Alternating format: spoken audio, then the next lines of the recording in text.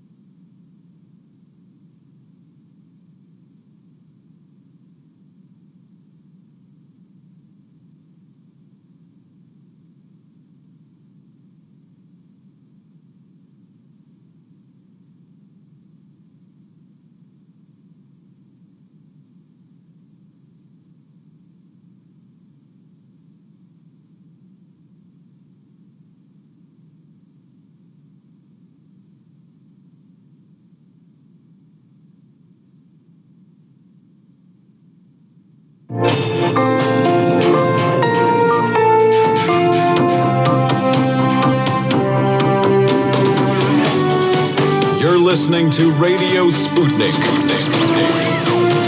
telling the untold.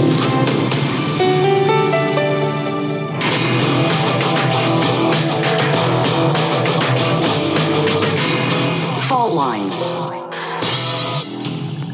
And we're back live, coming to you from across the divided states of America. It is time now for another 3 hours of the most disruptive show in those states. In the politically independent corner, I am your investigative political analyst, Shane Stranahan.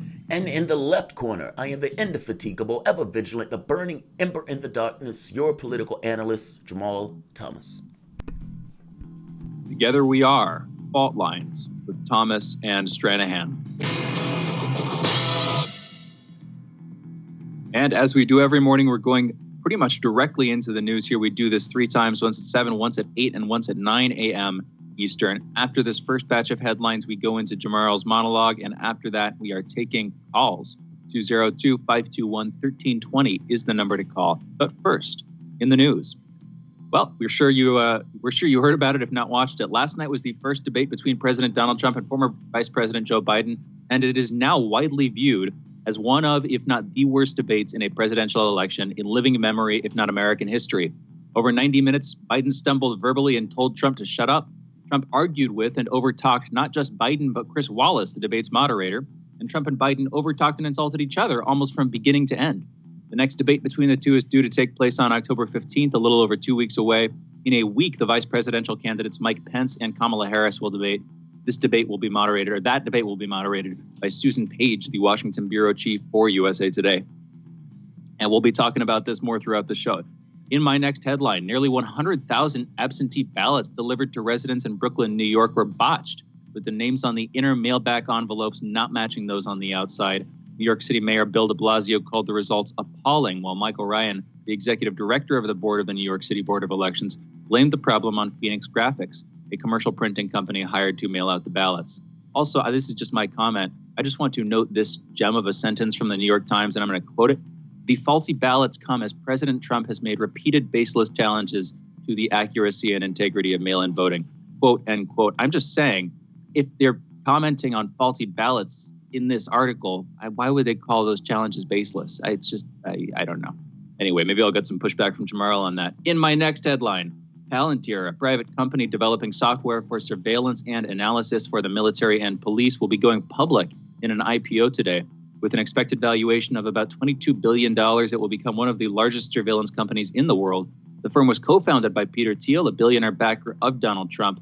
Palantir engages in data analytics for police and military agencies, analyzing images and video to identify people from those sources. They are notorious for their privately developed, quote, police state-style tools, end quote, giving American governmental agencies software to sort and search through large amounts of data to identify suspects. Fighting has continued between Armenia and Azerbaijan, with some signs of that conflict is intensifying, is worsening, as Armenia accused the Turkish government of downing one of their aircraft, a claim which Turkey has denied. The international community has called on the two sides to de-escalate tensions and return to a ceasefire and negotiations, with the UN Security Council urging both sides to work closely with the Organization for Security and Cooperation in Europe, Minsk Group. Research scientists at the Italian National Institute for Astrophysics say they've confirmed their initial 2018 discovery of underground liquid salt water on Mars, as well as of 3 more underground lakes nearby. This follows a paper they released in 2018, which presented evidence for a saltwater lake underneath the surface of the South Pole of Mars, the first such discovery on the red planet. Using techniques developed for detecting subglacial lakes on Earth with radar, the Italian scientists say they've further confirmed the existence of that underground lake, and they say they've detected 3 more lakes, all in the vicinity of the first. They say that the water in the lakes likely contains, quote, several tens of percent, end quote, of salt content, which would keep the water from freezing at such low temperatures. Although this discovery is a far step from confirming life on the planet, it does deepen scientists' confidence in the existence of liquid water on the planet under the ground, where life may yet be discovered to exist, unlike on the planet's surface, on which excessive radiation from the sun falls, which, in combination with freezing temperatures, would preclude the sustained existence of life. And in related solar news, my last quick headline here, 2 scientists have released a plan for a hypothetical mission to Venus to gather evidence that could prove or disprove the existence of life on that planet. Earlier this month, a team of research scientists reported the apparent presence of phosphine in the cloud decks of Venus, a molecule which they can only currently explain there by the existence of life. Now, Andreas Hein from the Paris-Saclay University in France and Manasvi Lingam from the Florida Institute of Technology have publicized a plan to send a balloon to the planet, that's right, a balloon to Venus, as early as 2022, that's just 2 years away, which could be used to detect direct evidence of biological life in situ, basically in place. And with that, those are my headlines. You're listening to Fault Lines with Thomas and Stranahan. So, Jamarl, I can only wonder what you're going to be thinking and talking about in your monologue this morning. It's a big guess, right? It's a total big guess. I am going to be talking about the debate, the crap show dumpster fire during an alien invasion in the midst of a pandemic debate that we encountered last night. I don't know what people's expectations were for this debate. I think I told you what needed to happen, but I was unclear on what was going to happen. I thought Trump needed to dominate. I thought he needed to be aggressive. I thought Joe Biden just needed to exist because ultimately he's an inert candidate. I think with everything else going wrong in the country itself, Biden basically just needed to draw. Trump needed to do something else. And I got to be honest, this is going to be shocking to a lot of people, but I think Trump accomplished his objective, even though I don't necessarily think it mattered. If you really listen closely to what was happening in the debate, I would argue you were seeing debate strategy. People thought it was Trump just being Trump, but it was debate strategy. People hate debate, and I got to be honest, it was mind-numbing to have 30 million people out of a job, 40-something million people without health care, floods on one end, fires on the other end, protest marches, people burning stuff down. And this was the debate that you ended up with. However, just like a boxing match, just because the audience wants to see people slug it out doesn't necessarily mean it's the best interest of the boxers to do so.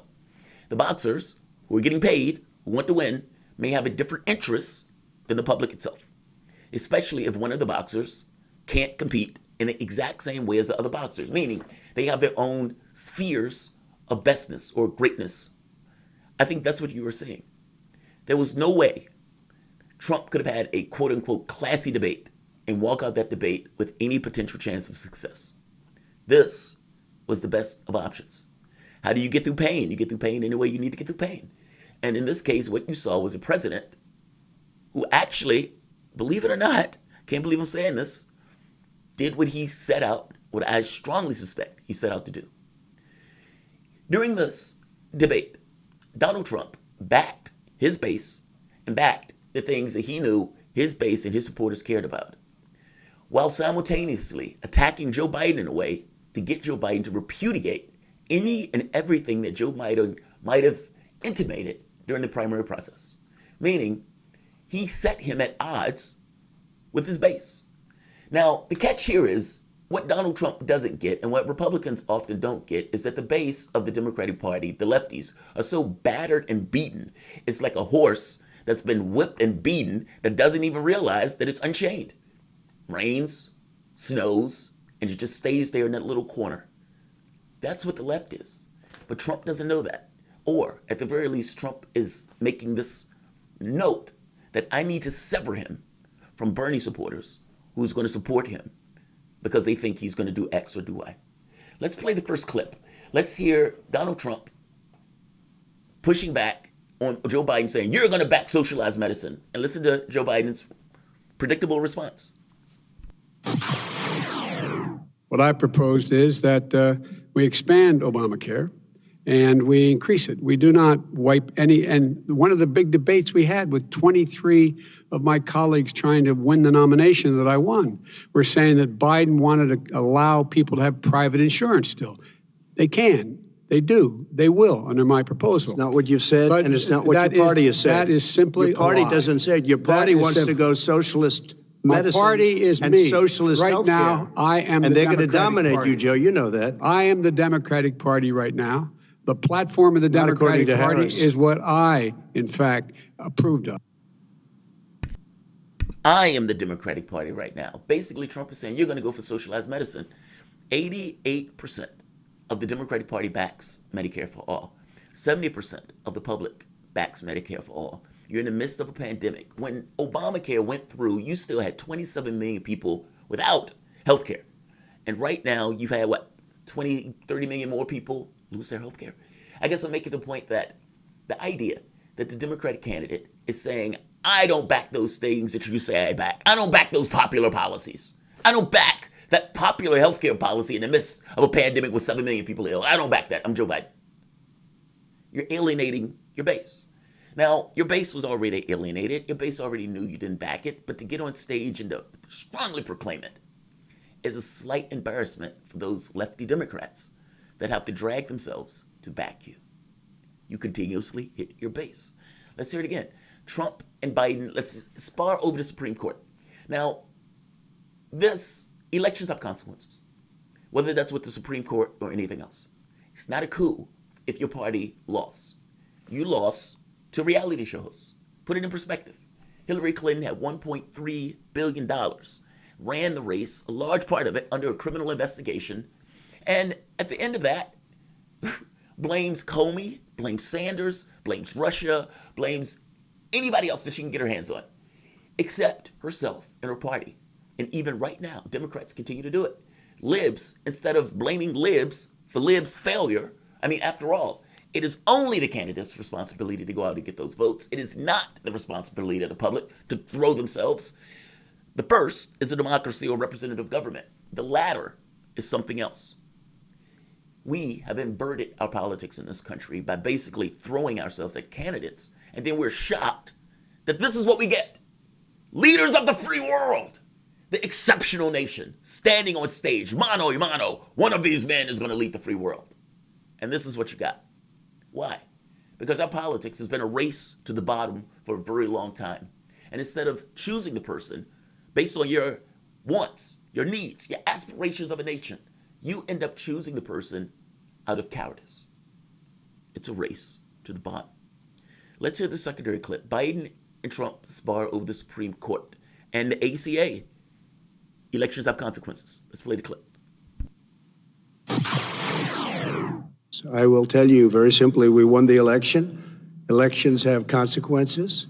We have the Senate, we have the White House, and we have a phenomenal nominee, respected by all, top academic, good in every way. In fact, some of her biggest endorsers are very liberal people from Notre Dame and other places. So I think she's going to be fantastic. We have plenty of time, even if we did it after the election itself. I have a lot of time after the election, as you know. So I think that she will be outstanding. She's going to be as good as anybody that has served on that court. We should wait and see what the outcome of this election is, because that's the only way the American people get to express their view is by who they elect as president and who they elect as vice president. Now, what's at stake here is the president's made it clear he wants to get rid of the Affordable Care Act. He's been running on that, he ran on that, and he's been governing on that. He's in the Supreme Court right now trying to get rid of the Affordable Care Act, which will strip 20 million people from having insurance, health insurance now, if it goes into court. And the justice, and I have nothing, I'm not opposed to the justice, she seems like a very fine person. But she's written before she went on the bench, which is her right, that she thinks that the Affordable Care Act is not constitutional. Elections have consequences. Elections have consequences. the public chose Donald Trump as he ran, calling to eliminate and get rid of the ACA. So this is not necessarily shocking.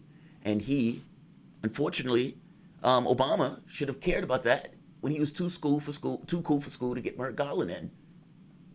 Elections are consequences. Let's hear one more clip. This is the last one. Trump pushes Biden on the Green New Deal. Biden starts to lie and then makes it clear, I don't support that either, which burns, again, the left. But Trump gets him to do it. Let's hear the clip. The Green you want to Deal rebuild every is building. not my plan. I want to rebuild every If he knew anything about, if he knew He anything made a about, statement about the military. He said I said something about the military. He and his friends made it up, and then they went with it. I never said it. Okay. That is What not he true. did Sir, is he you're done in said this segment. he called Mr. the Vice- military Mr. Vice President, stupid bastards. I And he did said not it on say tape. that. He said Mr. stupid bastards. He not said true. it. Stop. I would never I say would that play to the Stop. military. Play it. Go ahead. You're Mr. on Vice tape. President answered his final question. The final question is, I can't remember which of all his rantings. I'm having a little remember much. I'm having a little trouble myself. But and about the economy and about this question of what it's going to cost. The economy. I mean, the Green New Deal and the idea of what your environmental changes will do. The Green New Deal will pay for itself as we move forward. We're not going to build plants that, in fact, are great polluting plants. So do you We're gonna support the Green New Deal? Pardon me? Do you support that? No, I don't support the Green Oh, New Deal. you don't? Oh, well, that's a big statement. Trump gets him to say, I don't support the Green New Deal. And yet Biden starts off lying. And then he backs up, I don't support it. The point I'm making to you is Trump backed his base. Trump backed his policies the entire debate. And while it was horrible, he controlled and he was aggressive in doing so, prosecuting his case. Biden was belligerent. Biden was stumbling over his words. But Trump also got Biden to repudiate the left. Those task force, those other stuff that I kept saying was nonsense, Biden got on the debate stage and told you himself. This is Fault Lines, Thomas and Stranahan. We'll be back in a moment.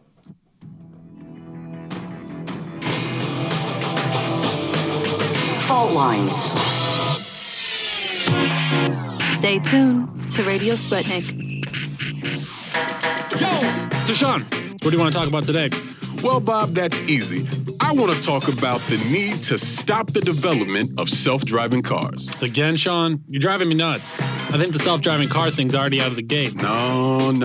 It's never too late. See, now the leading experts in the field, just pick one, whichever one, leading experts have repeatedly warned us about the dangers of artificial intelligence. Look, I'm telling you, man, we have to stop the robots by any means necessary. I see what you did there. Yep.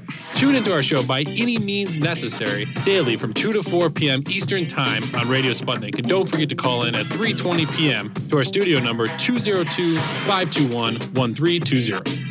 And if you miss us live, check us out on SputnikNews.com, Spreaker, iTunes, iHeartRadio, Spotify, or wherever you listen to podcasts to stay up to date on the latest political, social, and economic movements shaping the world around us.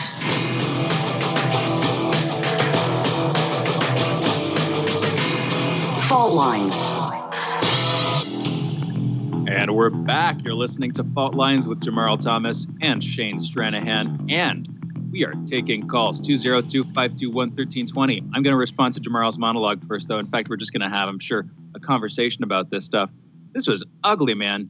You're kind of putting Trump a bit in the lead there, but I'm going to be honest. I just thought everybody lost here. At first, I was asking myself, who won this debate? About an hour into it, who won this debate? And I was kind of toying with like Chris Wallace, and then I don't like Chris Wallace either. That he didn't come off very well. Literally, none of the three contenders here. I mean, really only two. None of the three people in that room came off as particularly likable. I can see what you're saying because Trump got Biden to disavow many of the left-wing policies that, frankly, a lot of the people who are begrudgingly voting for him would want him to push. You know, if he were to get elected. So I get where you're going with that. But Trump was just over talking. Trump, I mean, within the first 15 minutes, 10 minutes even, I forget exactly how long, he got into that debate with Chris Wallace, where instead of debating Biden, He went after Wallace. It was weird. I mean, the entire debate, like you said, he was over-talking Chris Wallace. He was over-talking Joe Biden. Most of the debate, they were just talking over each other. But my argument, though, is not that it was easy to watch, that it was good to watch. that was even informative or that even necessary for the human being or anything like that. No, my argument is that the goal of the debate is to win, and you have very specific objectives that you want to accomplish. Now, people may disagree with those objectives, meaning after the fact you may say, okay, that was wrong. But I'm just making the point of going with a plan and sticking with it. And how do you avoid taking flack? And if your name is Donald Trump with 200,000 people dead, you're going to take flack. You got to control the debate, meaning you can't subject yourself to questions that you know you can't answer. And so the way to do it is you game the debate to some degree. You go above and beyond the rules. I mean, Democrats did this too. If you go back and look at the primary, you had 20 people on stage. How do those people get any bit of recognition? They have to overtalk. They have to step out of the bounds. They have to make these, proclamations at the end of a break and all. Well, Trump, from his standpoint, and I think from his idea of how do I withstand and last through this debate, I think in his mind, I got to dominate. Dominate the streets. Dominate the debate. I think it's the same idea. But in this very specific instance, how do I sever support from Biden? And I think his thought was the left believes that Biden is going to do something that he's not. And so he continuously attacks him on the ideas of, what about the Green New Deal? And so AOC, who's like, we can push Biden on that, is embarrassed when Biden comes out and says, oh, no, I don't support it. But starts off in a weird way of backing it. How bizarre. Or the Medicare for All stuff. Yeah. Do you see my point? It's like... No, I get what you're saying, but I think you're looking at that from the perspective of somebody who's already opposed to Biden. If you're backing Biden right now, chances are decent that you're doing it because you hate Trump. And I mean, like we were saying before, this debate, it's not going to really change those party lines very much. If you're backing Trump, you're backing Trump still. If you were backing Biden, you're still backing Biden probably. But I think it's not so much that it changes. I do wonder it's your best option. It's like, it's all I got. It's like, what probabilistic path do I have to get through this that I have the best chance of maximizing my gains? And I think if... Yeah, and... Go ahead. Well, and I mean, it seems like that might have been Trump's best bet. Biden's best bet was to, attempt occasionally cite facts, try to push a couple of policies, and then give this sort of down-homey vibe while he's being attacked by Trump. I mean, the thing is also, we haven't mentioned this yet, I don't think, Biden was just constantly gaffing from the beginning to the end. It was, I mean, there were some parts where he seemed pretty solid. There were, a couple of minutes of sound bites in there where you wouldn't know that anything was wrong. But then there were many, many other times where he was stumbling over his words for tens of seconds on end. Trump did not do that. Trump does the Trump thing. Trump, speaks in incomplete sentences, and it's kind of hard to tell what he's saying some of the time. But for the most part, he's talking. You might disagree with what he's saying, and it might be crazy fundamentally, but he is able to hold forth, so to speak. Biden is not. That came across pretty clear last night. Biden goes off into little tangents that don't make sense. He kind of has to correct himself. He has to spend 3 seconds correcting himself 3 times in a row. That became clear too. And I wonder how many of the people who are supporting Biden who would be willing to hold their nose and haven't really been paying that close attention to his mental health. I wonder how they received that on a kind of deep level. What's your take, Jamarl? That's a good question. But I mean, this is different than what we've seen of Biden either. Like, that's the catch. I mean, this debate was so difficult to watch. What's crucial there is what we've seen. That's the thing is a lot of people probably just haven't seen the clips that we've seen. Those are circulating in certain spheres of the media, whether it's the alt left or the right wing. We will have seen those clips. We played those clips on the air. A lot of people who are voting for Biden haven't. A lot of people, they just wouldn't have come to them. They would have ignored it, whatever. I think a lot of them watched the debate. The first debate between two candidates is usually the one with the highest numbers. Of course, that's what I'm saying. Now they've seen it. So what do they think? Oh, I see what you mean. You're saying they weren't exposed to it before. They were voted for Biden almost in this kind of reflexive way. Exactly. Oh, I see. Exactly. Look, I think those people saw Trump and they were horrified by what they saw last night. This is what I mean when I say, I don't think it changes anything. I think Donald Trump was sticking to a plan of, okay, I want to sever him from the left in some kind of way by getting him to repudiate it. And, and maybe in a weird way, Republicans are always terrified of their base. Have you noticed that? Like, Donald Trump doesn't attack or go after his base. Democrats do. And so Trump is basically getting him to repudiate his base on one policy after the next. And what I don't think what Trump understands, though, is that he terrifies them. And so, like, even when they're watching the debate, they see Trump go after. So if there was somebody who might be annoyed that Biden is attacking the policies, is that annoyance go beyond what they saw in that debate last night from the standpoint of Trump? Like, that's what I mean. Like, this was a horrible, horrible debate. I do believe that Trump represented his base, whatever that means. Biden, now attacked his. And so it's, it may not matter because Trump is an ogre. And regardless of what he was able to get Biden to own up to or admit, it still came out viciously. Like, that was a horrible, horrible looking debate. And I don't think it changes any minds. I don't think it changes lines. Despite what I probably think is probably Trump getting his debate prep accomplished. So I had a very vivid nightmare last night. Did you? I watched this. I'm ashamed to say I watched this with my family. We were actually sitting around an 8-year-old, a 10-year-old, a 19-year-old. We were all sort of sitting around. They got popcorn at one point. I abstained. And then I went to bed, watching, taking notes. And in the middle of the night, I just had this horrible nightmare of sitting in a locked, padded room, feebly humming to myself, "I'm proud to be an American." You know the song, "I'm proud to be an American"? That's kind of where I feel the national mood is right now, in some sense. What the hell are we? It's what embarrassing. Are we dealing with? It's embarrassing. Somebody last night was like, there is no way you can look at that and say this is a thriving, functional democracy. How? I mean, like you say, one guy's bumbling and stumbling. The other guy is belligerent.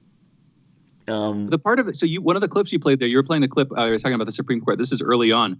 There's a bit at the tail end of that where Biden rambles on for like 10 seconds and then he gets some pushback on Trump about the ballots. You can vote with your ballot in the Supreme Court.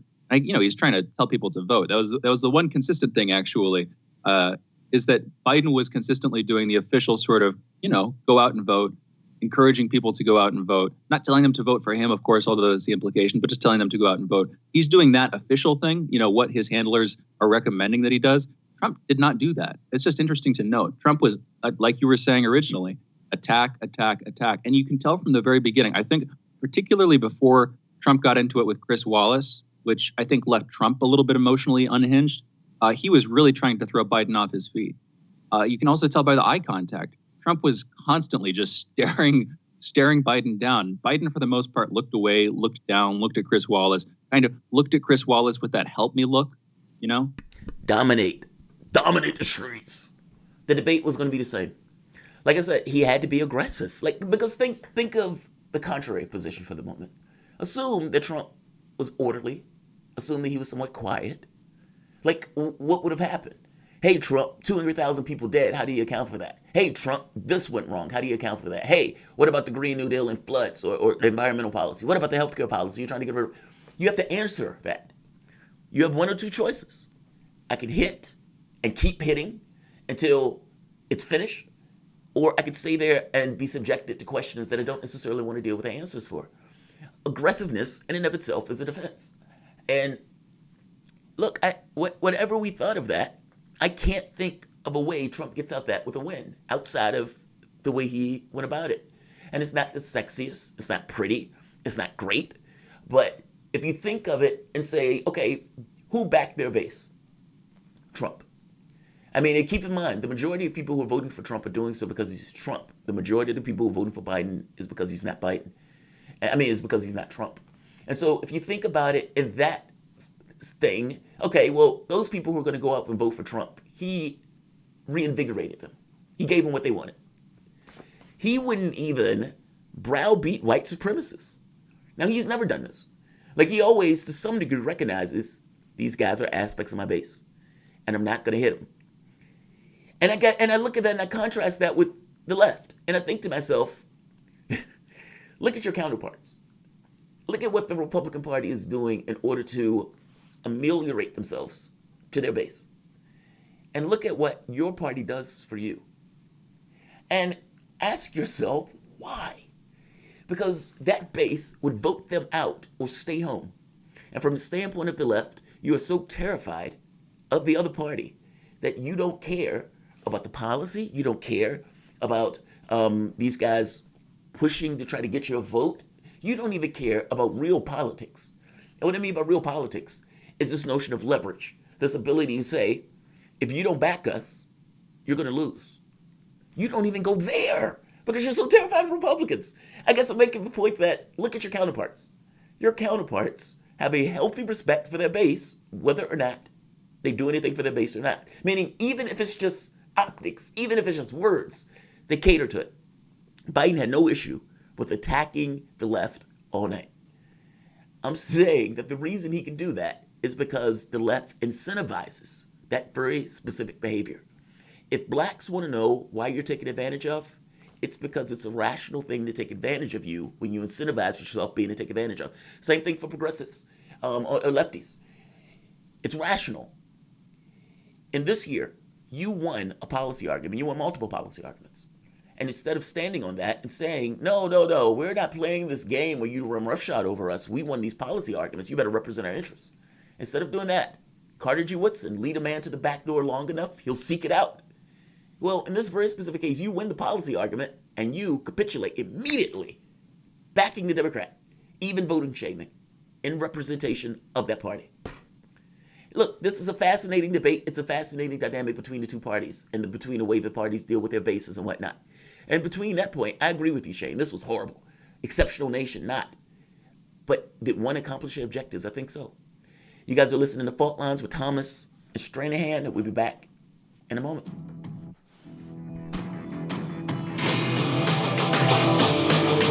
Fault Lines. You're listening to Radio Sputnik. What do we want? News, politics, and culture. When do we want it? Wait, we weren't finished. News, politics, and culture without the red and blue spin. Okay, so now when do you want it? Daily from noon to 2 p.m. Eastern Time. Okay, satisfied now? Never. Tune in to Political Misfits on 105.5 FM in Washington, D.C. and on 102.9 and 104.7 FM in Kansas City, Missouri. Daily for our analytical fix. No surrender.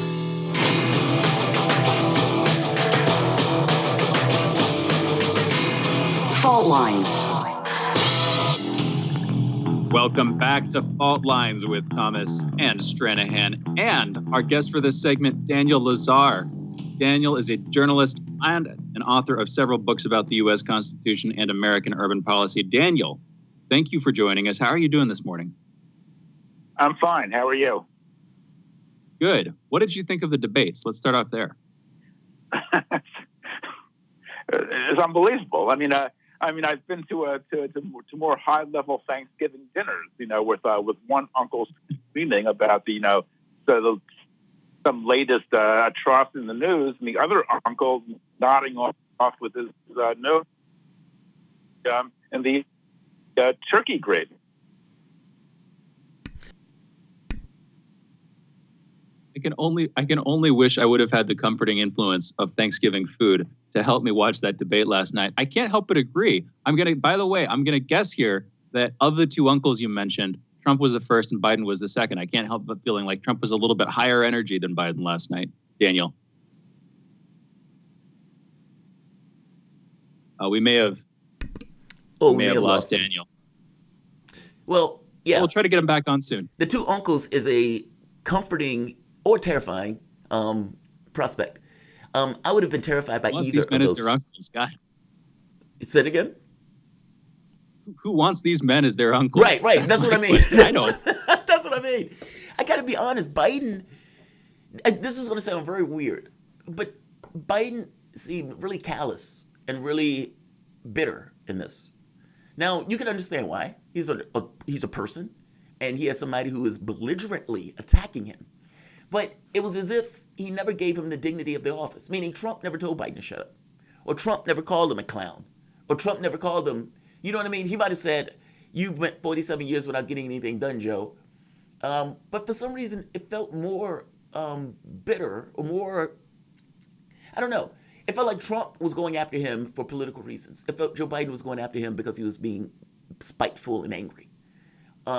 Yeah, you're right about that. There are a few instances there where it seems like Trump, arguably is always responding emotionally, something like that. He's a human after all. There are a couple of instances there where Trump seemed genuinely out of control, potentially, just briefly, but Biden much more so. Trump, his attacks were much more directed, he was really hammering home the 47 years part of this. You know what I mean? He was really hammering home the fact that Biden has been in there for a long time, hasn't done anything. That was like his thing. And along with the attacks on Hunter Biden, that did seem to throw Biden off his gate there. Yeah. I mean, for obvious reasons, it's his kid, right? But Daniel's back. Excellent. Daniel, welcome back. Yeah. Sorry about that. Well, no, you're fine. We were talking about basically who wants these men for their uncles, and that's somewhat of a terrifying idea that these two men might be their uncles. Do you think anybody was bettered by this debate? Meaning, do you think, exceptional nation, the world is watching the greatest democracy on the planet go at it, and these two men who are the stars of that democracy, who are going to be leaders of the free world, go at it, and it's a crap show? But despite that, do you think either of the men walk away from this the better for it? I don't think so. No, it just goes to show how deep the divide is, and how really people have sort of moved beyond debate to just screaming at one another. I know why this is happening, because politics are breaking down. And the more they break down, the more polarized they become. And the less possible communication becomes, and the more things to turn to fighting in the streets. We've seen this before in other countries, and now it's happening again in the U.S. But the two sides screaming at one another, and they both made glaring factual errors. I mean, Biden as much as Trump. I mean, Biden just pointedly refused to answer the question on court packing. He denied the allegations against his son. That was a wild series, because Trump kept asking him, "Are you going to pack the court?" That's a valid question. I mean, how is that not a valid question? The American public may be like, "Whoa, I don't want you to pack the court," even though I may disagree with X or Y. And Biden was like, "I'm not going to answer that. I'm not going to answer that." He just blew off the answer. And for the factual errors, I mean, but we've said before that neither one of these men are great with the truth. I'm sorry, Shane, go ahead. I mean, but we've had this conversation on the show. It was like both of these guys tend to be flagrant liars. And now that these guys get in debates and they miss it. I mean, real quick, Biden doesn't want to answer that question because he did not want to let Trump direct the flow of the debate. That didn't work, though. Trump from the beginning to the end, again, including arguing with Chris Wallace throughout, pretty much constantly from the beginning, Trump was directing the flow of the debate by hook or by crook. Yeah, I mean, but the reason Biden didn't want to answer the question is he knows that he can't, that court packing will never pass. And Trump has checkmated him on the Supreme Court. There's nothing he can do to stop Amy Coney Barrett from getting in. And there's nothing he can do about the fact that there will be a 6-3 conservative majority on the court for the next 10 years, thereby eviscerating whatever program he wants to put into effect if he is elected next month. So so Trump is right. Trump won this round. And Biden was speechless, almost literally. But even though he won this round, it's a dull win, right? I mean, I don't believe. I thought these people were locked in, and I thought in this debate between the two, Trump had to do something where Biden could basically coast, meaning Biden could be neutral and coast in this debate. He didn't have to do anything extravagant, because I do think Trump is worst off in regards to the election prospects. And if you look at the distribution between Hillary Clinton and Trump right now, well, Biden is a lead, even on Clinton at that point. Whether that matters, who knows? And I'm not saying that Trump can't win this, so that's not where I am. But I am saying that he needed to do something more than Biden needed to do something. I guess that's the way I was looking at this debate. It wasn't enough for Trump to come in and do well. He needed to change the conversation. And I don't think that happened in this debate outside of people being horrified by the debate itself. Yeah, I agree with that. Yeah, I think you're right. I think that Trump did not make any great breakthrough. Biden was left standing, for what it's worth, at the end of the fight. So I guess to that extent it was a draw. But what a pathetic draw. I mean, Biden invoking that Russian bounty story, which has been discredited right and left. But yet he brought it up, and yet he again accused Trump of being Putin's puppet. I mean, this tired old rhetoric. How long can it go on? How long, oh God, can it go on? What did you guys think about the interaction on when they got into the question of race? And Biden was talking about coronavirus deaths at one in 1,000 Black Americans have died so far, and it's estimated that it's going to be 1 in 500 sooner rather than later. And then Trump came back with the 1994 Crimes Act. I thought that was pretty strong from Trump. I thought that honestly, coming back with that was way more effective than what Biden was throwing at him. But what's your take, Daniel? I agree, actually. I mean, the thing is that the Black community has been devastated, but so has the Hispanic community. In fact, here in New York, the Hispanic community has been much more hard hit than the Black community. So yes, I think Biden is playing with numbers and didn't really work very well. And Trump is right. I mean, Biden has been in government for half a century, and so why didn't he address any of these questions before? I mean, it's just meaningless. And Trump was right about Biden putting Black people in jail. I mean, Biden is the author of some of the most punitive, racist, anti-crime legislation that this country has seen in the last half century. In fact, once he said there isn't a crime bill that goes through that's gone through Congress that doesn't have my name on it. I mean, he is the author of the 100 to 1, crack to cocaine sentencing ratio, which was devastating for minority people. And it was like penalizing beer but letting off dry martinis. It was completely illogical, and it was devastating in its consequences. That was Joe Biden. It wasn't Donald Trump. I mean, Biden has done nothing. He's the man who told a room full of billionaire campaign contributors last year that nothing will fundamentally change if he is elected president. The mind reels. That's the honesty of it, though.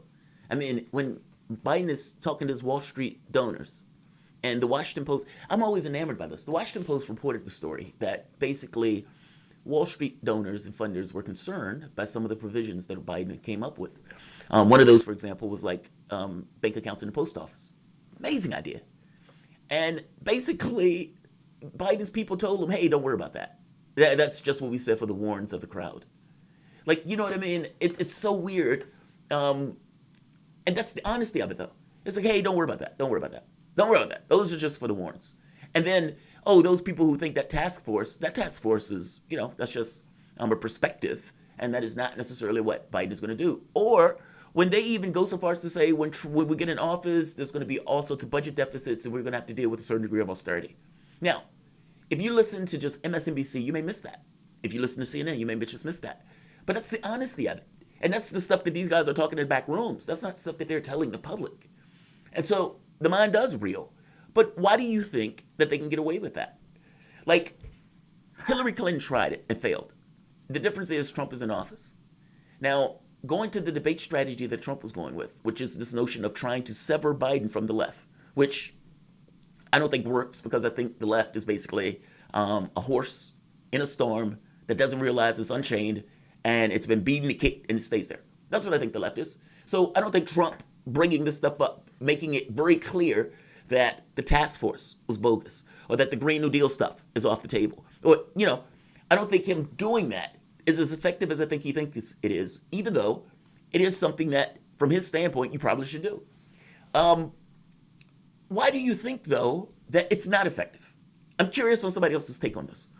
Meaning, Joe Biden can reach out to Republicans on the debate meaning on the DNC convention stage, and have those Republicans attack elements of the left on stage.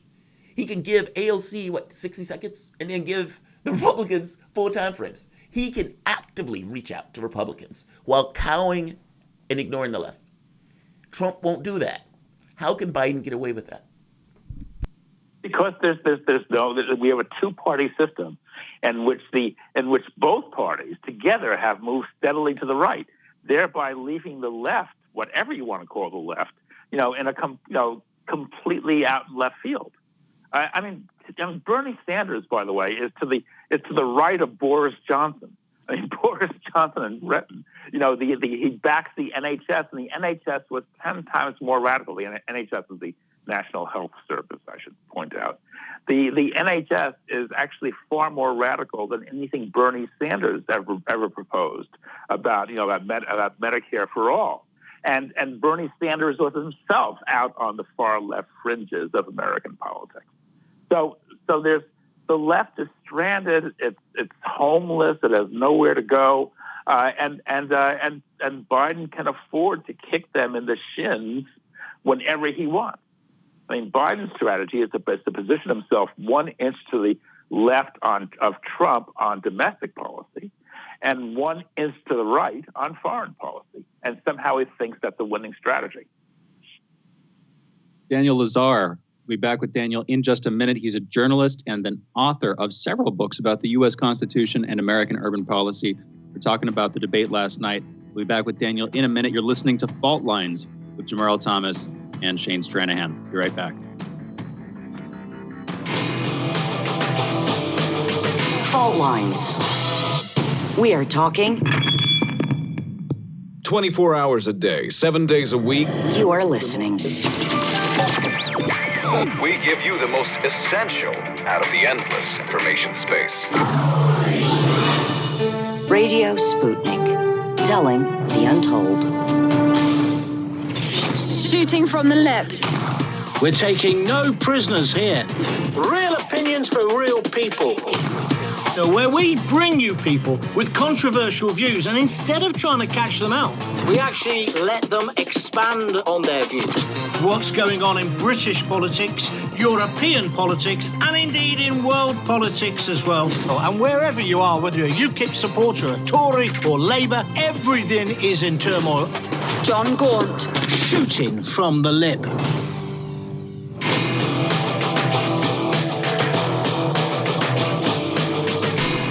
Fault Lines. Welcome back to Fault Lines. My name is Jamarl Thomas. I am here with my co-host, Shane Stranahan.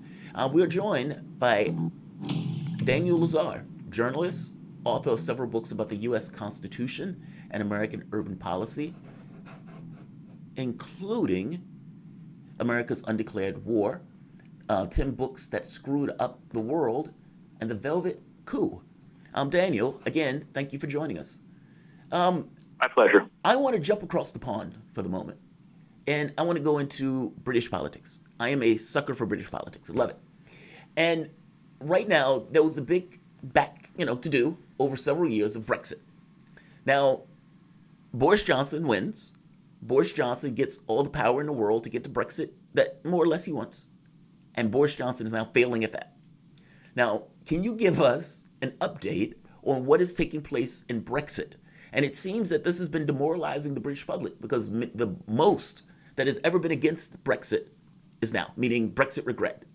So what has been taking place that is so, hurt the stiff upper lip of the Brits in regards to what has been taking place for the Brexit issue? Well, Brexit's really easy. I mean, Boris Johnson is a guy who made his career as a journalist, essentially attacking the European Union. He had endless fun. He printed all kinds of exaggerations, if not outright lies, about the horrors that Brussels was doing. And he made a career off this, and he got himself elected prime minister as a consequence. But now he's faced with the reality, and the reality is really tough because Brexit will not only tear the UK out of the EU, it'll tear the UK itself into pieces by detaching Northern Ireland and Scotland, both of which are pro-EU and neither of which see any future in an EU-less UK. Follow what I'm saying? I mean, the big problem is Northern Ireland. I mean, Northern Ireland had 30 years of low-grade guerrilla warfare. And the only thing that solved the problem was essentially erasing the land border between Northern Ireland and the Irish Republic, which allowed free travel back and forth and allowed the beleaguered Irish Catholic community in Northern Ireland to feel less isolated and therefore less beleaguered. Now, when the UK pulls out of the EU, no matter how you slice it, and they've tried to slice it 1,000 different ways, it's going to result in either a return of what they call a hard border. That means, customs posts, passports, truck checks, etc. It's either going to result in that, or it's going to result in a hard border along the Irish Sea and Northern Ireland essentially being thrown into the arms of the Irish Republic. So that means that eventually it'll result in Irish unification, something that Irish nationalists have fought for more than a century. But it'll also lead to the detachment of Northern Ireland from the United Kingdom, and that is a prospect that that chills the spine of every British Tory. And even worse, it could very well lead to the separation of Scotland, which is also very pro-EU, from England. So out of the UK, what you'll be left with is an English rump state dominated by Boris Johnson / Trump-style nationalists. And it's a prospect which is which is too horrible to imagine from anybody's perspective. But that's what Boris Johnson has done to himself. And now what you see him doing, he's painted himself into a corner, and he's going to all kinds of antics, trying to deny that that's what he's done. But it is what he's done. Well, he didn't do it by himself, though. I mean, the British public, in given the choice, did choose to leave. I think the issue is nobody knew what Brexit meant. Is that fair? And like you said, it's the magical thinking that believed that there was any way to square the Northern Ireland circle. It's one of those questions of, did Boris Johnson go into this accepting that there was going to be Northern or Irish unification? Or did he just want to leave because he thought his lot was better, that he could cut regulation to the bone and all of this other stuff once he get out of the EU, and he just didn't care about the consequences? And by the way, the NHS, you started off mentioning the NHS and that Boris was to the right, to the left of Sanders. Is that true? I mean, do you believe that the Conservatives are in any way going to continue to support the NHS? Or do you think that the companies that they're going to work with, whether it's in the United States, those companies are going to be predatory on a tiny island nation of the UK? And the NHS is going to be up for grabs in any trade deal that the UK makes with the United States? Yes, I think that is a reasonable statement, yes. But however, I still think for the moment, the NHS is far more radical than anything that Bernie Sanders has proposed, or AOC. And I just merely brought that up to show how far to the right the U.S. system has shifted. But yeah, the problem is, yes, the British public went for this. The whole problem, I guess, is that Great Britain is an island. And then it sits off the European continent, and there's always been a certain kind of gap between Britain and the continent. And so, therefore, Britain was always the odd man out when it came to what was usually called the common market, and now is the European Union. So you're right, and the public has always been ambivalent. And so therefore, when Brexit, when the referendum was held, the public ended up voting for it by, I think it was by 54-46. I forgot the exact margin, 53-47. So it was, it goes to show how bad referendums are. I can't stand referendums. I wish, I think they're totally destructive political instrument. But yeah, the public was deeply ambivalent. But the point is that the British political classes, the English political classes, fed this ambivalence, encouraged this ambivalence, and now they're stuck with it. Let's move to Assange for the moment. What has been taking place with Julian Assange? I know they've been having the trial, and I've been watching. There's been one or two reporters on Twitter that's been basically following it and reporting on it, and they've been giving all of the details that have been taking place. Can you give us an update on what has been taking place so far? Yeah. Well, Assange is he's isolated. He's in a maximum security prison. He's cut off from the world, and he's facing these really atrocious espionage charges. Which, if if the press was halfway honest, it would recognize the incredible threat the charges against Assange pose to the press in general. But the press is not. The corporate media are completely duplicitous, short-sighted, and cowardly in the way that they are trying to suck up to the U.S. government and the Johnson government in the UK. Daniel, just to play up that point real quick, you're saying that the press is sort of existentially dependent. I'm going to take it this far. The press is existentially dependent on the exact same tactics that Assange used. I mean, as far as I can tell, the new standard in the media, especially back here in the U.S., is effectively news story by leak, where you solicit intelligence leaks or you receive intelligence leaks or leaks from quote unquote whistleblowers in different agencies, and then you anonymously source that data, of course, and then you publicize it. And that seems to be, for a lot of the big stories over recent years, that seems to be the standard. God, that's right. That's so on point, Shane. That is so on point. It's just of course, the problem with this is that these are generally media outlets working with people within and generally friendly with the establishment. Assange, not so much. It's really just which side of the sort of power calculus you're on here. Anyway, Daniel, I didn't mean to cut you off. What's your take? Yeah, but you're absolutely correct. I mean, the New York Times, the last few days have been devoted to Trump's tax returns. And that was the holy grail of American journalism, to obtain his tax returns. Well, who leaked it to the Times? And whoever leaked it violated laws. So is the New York Times therefore complicit in that illegal act? And should the editors of the New York Times or the reporters who wrote the story, should they go to prison for 172 years? I mean, that is the implication of the Assange prosecution. I mean, he is accused of essentially not only countenancing, but participating in espionage. But by the same token, the editors of the New York Times are complicit in the theft of Donald Trump's tax files. Yeah, I mean, frankly, people are willing to permit that. I guess the public in general is willing to overlook it. In fact, this New York Times article was met, by the people you'd expect it to be met, with some salivation. They were very excited to see this stuff coming out, and even me, I'm like, hey, this has been, it's kind of been a long time coming. I wonder where this is going to go. Again, though, the other side of the calculus here, the reason Assange is getting persecuted, it's not that he's taking down Trump's tax returns. If he were, they'd probably like him. It's that he's opposing the international military and intelligence establishment. That's it. It just really comes down to it. It's that simple. Anyway, Daniel.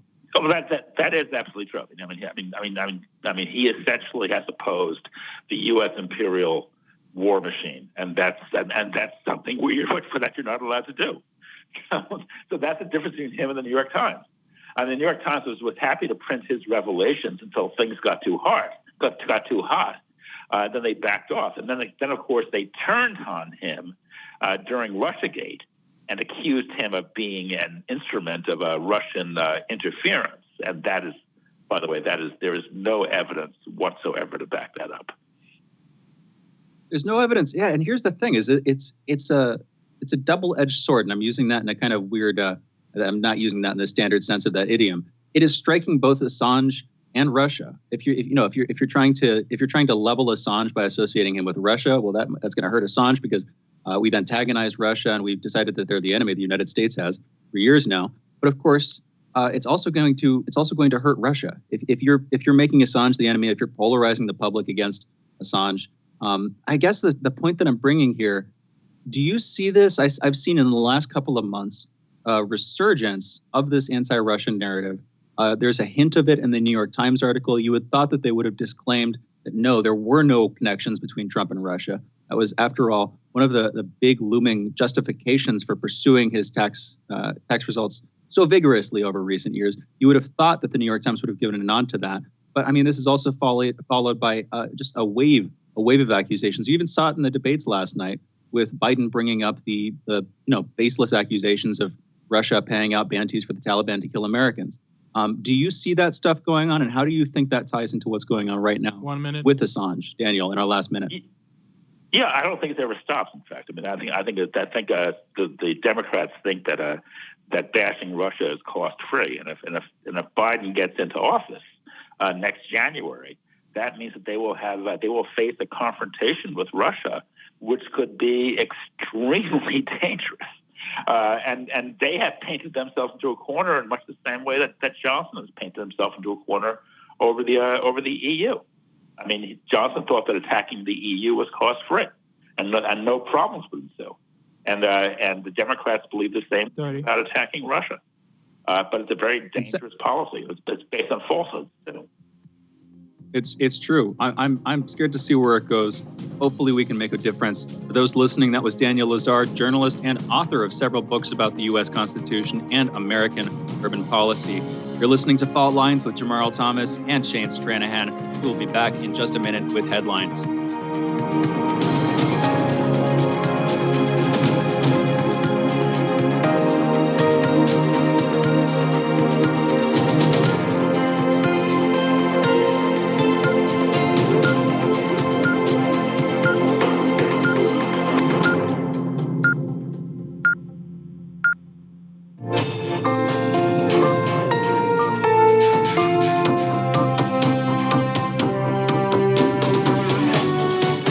Listening to Radio Sputnik. Telling the untold.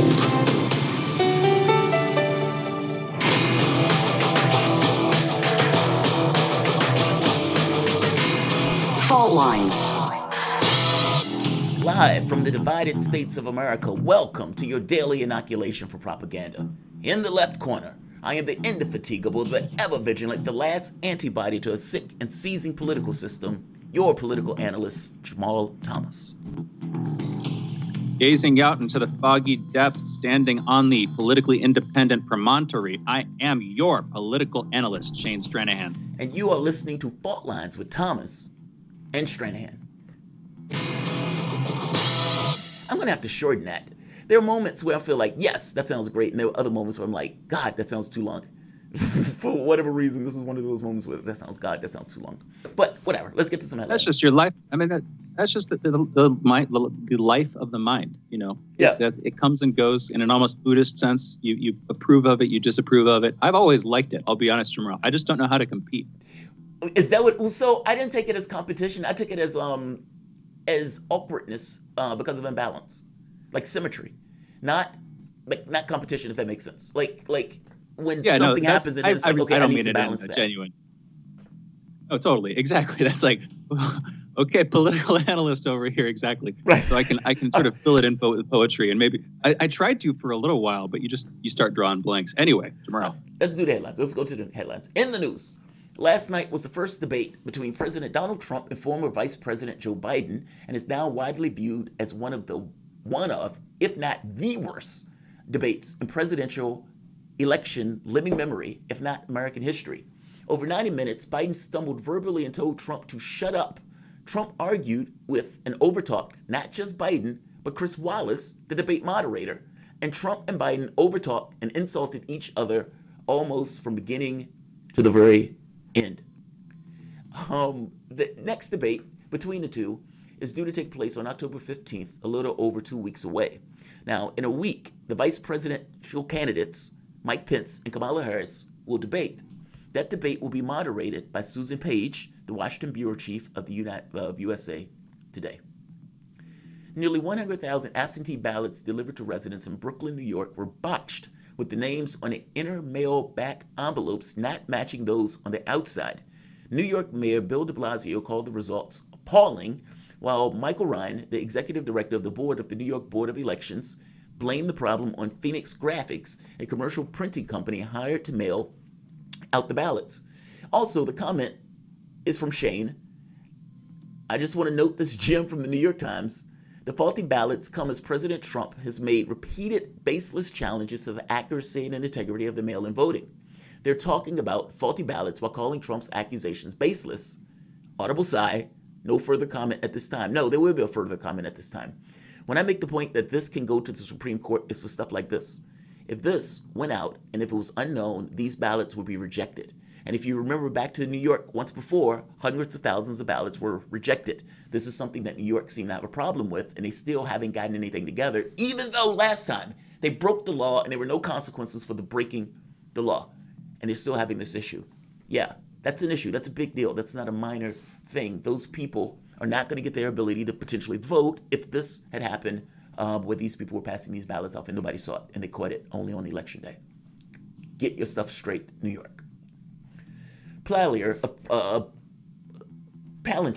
a private company developing software for surveillance and analysis for the military and police, will be going public on an IPO today. With an expected valuation about $22 billion, it will become one of the largest surveillance companies in the world. The firm was co-founded by Peter Thiel, a billionaire backer of Donald Trump. Now, Palantir engages in data analytics for police and for military agencies, analyzing images and video to identify people from those sources. They are notorious for their privately developed police state, quote-unquote, style tools, giving American governmental agencies software to search through large amounts of data to identify suspects. Fighting has continued between Armenia and Azerbaijan, with some signs that the conflict is worsening as Armenia accused the Turkish government of downing one of its aircrafts, a claim which Turkey has denied. The international community has called on the two sides to de-escalate tensions and return to the ceasefire and negotiations, with the United Nations Security Council urging both sides to work closely with the Organization for Security and Cooperation in Europe Minsk group. Research scientists from the Italian National Institute for Astrophysics say they've confirmed their initial 2018 discovery of underground liquid salt water on Mars, and as well as 3 more underground lakes nearby. This follows a paper they released in 2018 which presented evidence for saltwater lake underneath the surface of South Pole of Mars, the first such discovery on the red planet. Using techniques developed for detecting subglacial lakes on Earth with radar, the Italian scientists say they further confirmed the existence of that underground lake. And they say that they've detected 3 more lakes, all in the vicinity of the first. They say the water in the lakes likely contain several tens of percent of salt content, which would keep the water from freezing at such low temperatures. Although this discovery is a far step from confirming life on the planet, it does deepen scientists' confidence in the existence of liquid water on the planet underground, whether life may be discovered to exist or not. Unlike the surface of the planet, the excessive radiation from the sun, in combination with the freezing temperatures, would preclude such existence of life. I see what you mean. Basically, life on the surface of the planet would be somewhat difficult, but life underground in those lakes may actually be valid. In related solar news, 2 scientists have released a plan for a hypothetical mission to Venus to gather evidence that could prove or disprove the existence of life on that planet.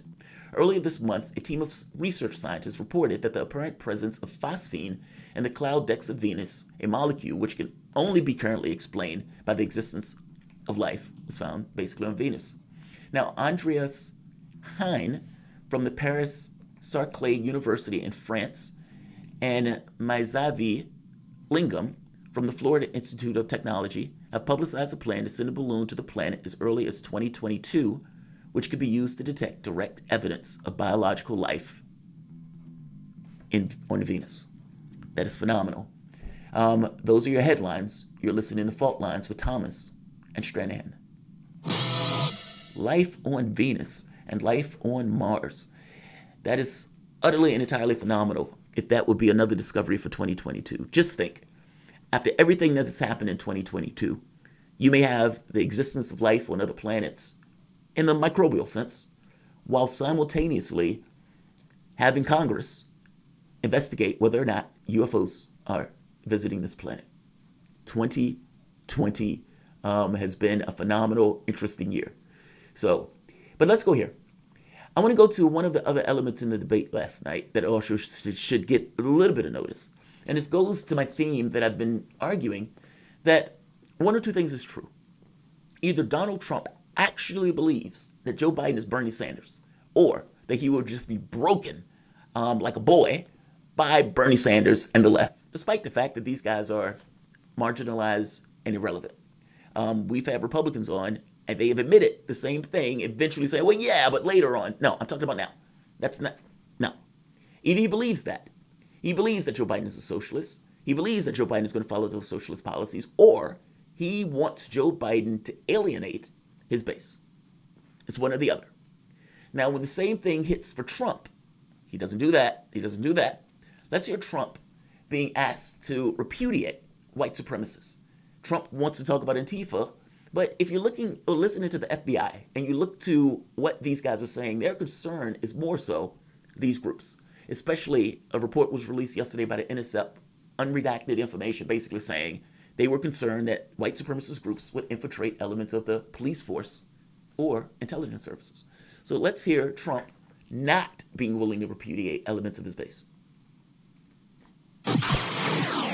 But are you willing tonight to condemn white supremacists and militia groups and to say that they need to stand down and not add to the violence in a number of these cities, as we saw in Kenosha and as we've seen in Portland? Sure, are you I'm prepared to do specifically that, do it? Well, go ahead, I would say almost everything I see is from the left wing, not from the right wing. So what are you saying? I'm willing to do anything. I want to see peace. Then do it, sir. Say it. Do it. Say it. Do you want to call them? What do you want to call them? Give me a name. Give me a white name. Supremacists and white supremacists. White supremacists and right Proud Boys. Stand back and stand by. But I'll tell you what. Somebody's got to do something about Antifa and the left, because this is not a right-wing problem. This is a left-wing. This is a left-wing problem. White supremacists. Antifa's an idea, not an organization. Oh, you got it. Not militia. That's what his an idea. FBI. His FBI director said. Well, then you know what? No, we're done, sir. We're moving on to the next. We're moving. That's not an idea. Everybody in your administration tells you the truth has a bad idea. Now, the Proud Boys apparently were proud that Donald Trump announced them and that they were being talked about in the presidential debate, and were standing by for further notice. That is astonishing.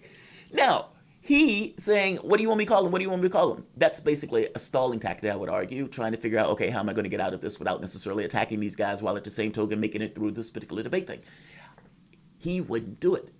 The honest reality of it is, a group that goes out to protest because something happened, an event happens, it's a tragedy, they're angry, something has inspired action.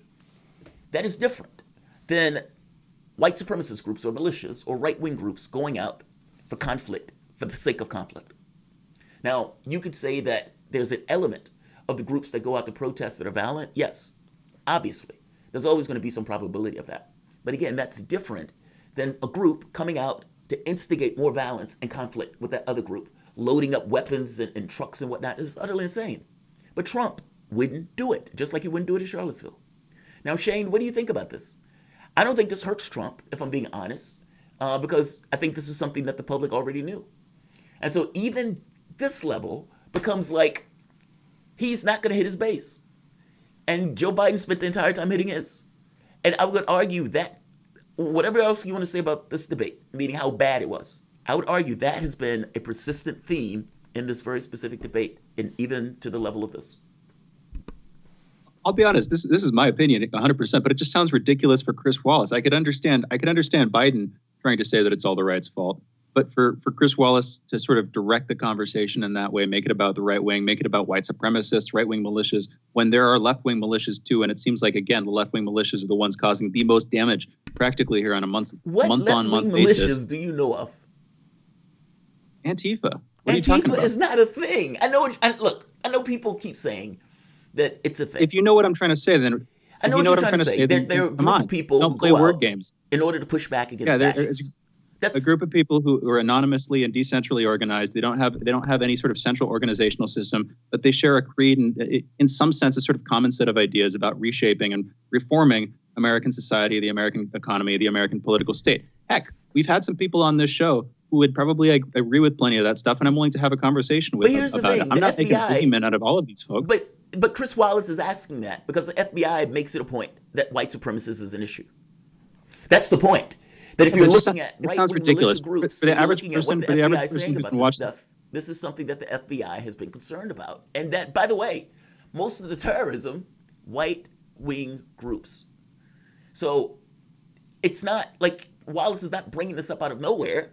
And I don't think it's a situation where Wallace would, especially coming from the right, I don't think he would push this for no reason. I mean, he understands that when you're looking at Portland or you're looking at some of the other places, yes, you might have had a group there that was starting off, that was either in a riot or in a protest.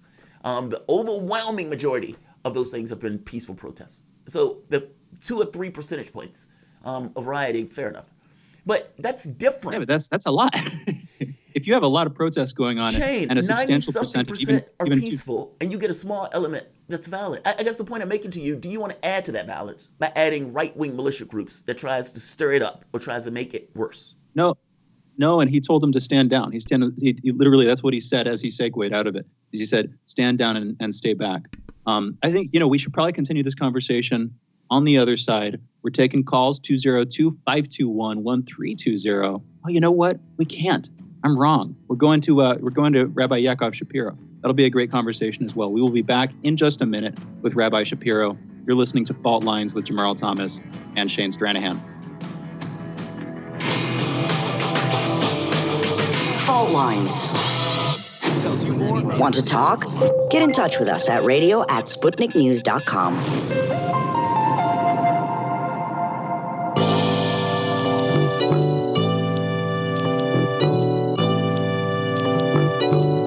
What's the most important hour of the day?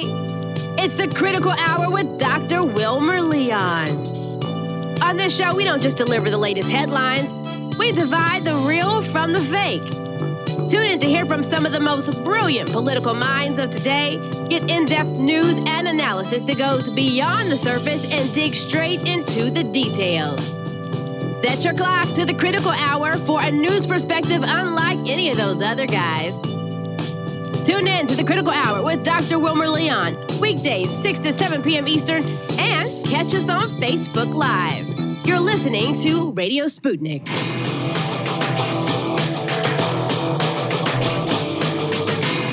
Fault Lines. Welcome back to Fault Lines. My name is Jamarl Thomas. I am here with my co-host Shane Stranahan. We're joined by speaker, author, Rabbi Yaakov Shapiro. Welcome to the show. How's it going today? It's going great. Thanks for having me again. It's always a pleasure. Absolutely. I saw this story as it was taking place, like in the moment it was taking place. And you were the first person that I thought of to have on to discuss. So Democratic Congresswoman Alexandria Ocasio-Cortez, she was supposed to speak at an event for recognizing the 25th anniversary of the assassination of Yitzhak Rabin. Now, she was initially going to do this, and she started getting a lot of pressure from people who were part of her base saying, I can't believe you're going to do this. This guy wasn't a peacekeeper. And they were giving her like clips and giving her bits of information. One of those things saying that he, during his time as leader, he was okay with the breaking of arms. And my thought was, okay, what's true? And I thought, let's bring somebody on to discuss. So I am absolutely glad that you're able to come on. Can you give us a little backstory about Yitzhak Rabin? Gladly.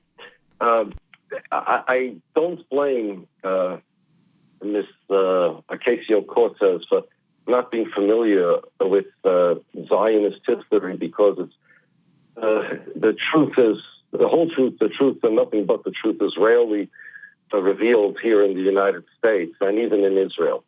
But the record is open there for anybody tenacious enough to pursue it. So here's basically the story, okay?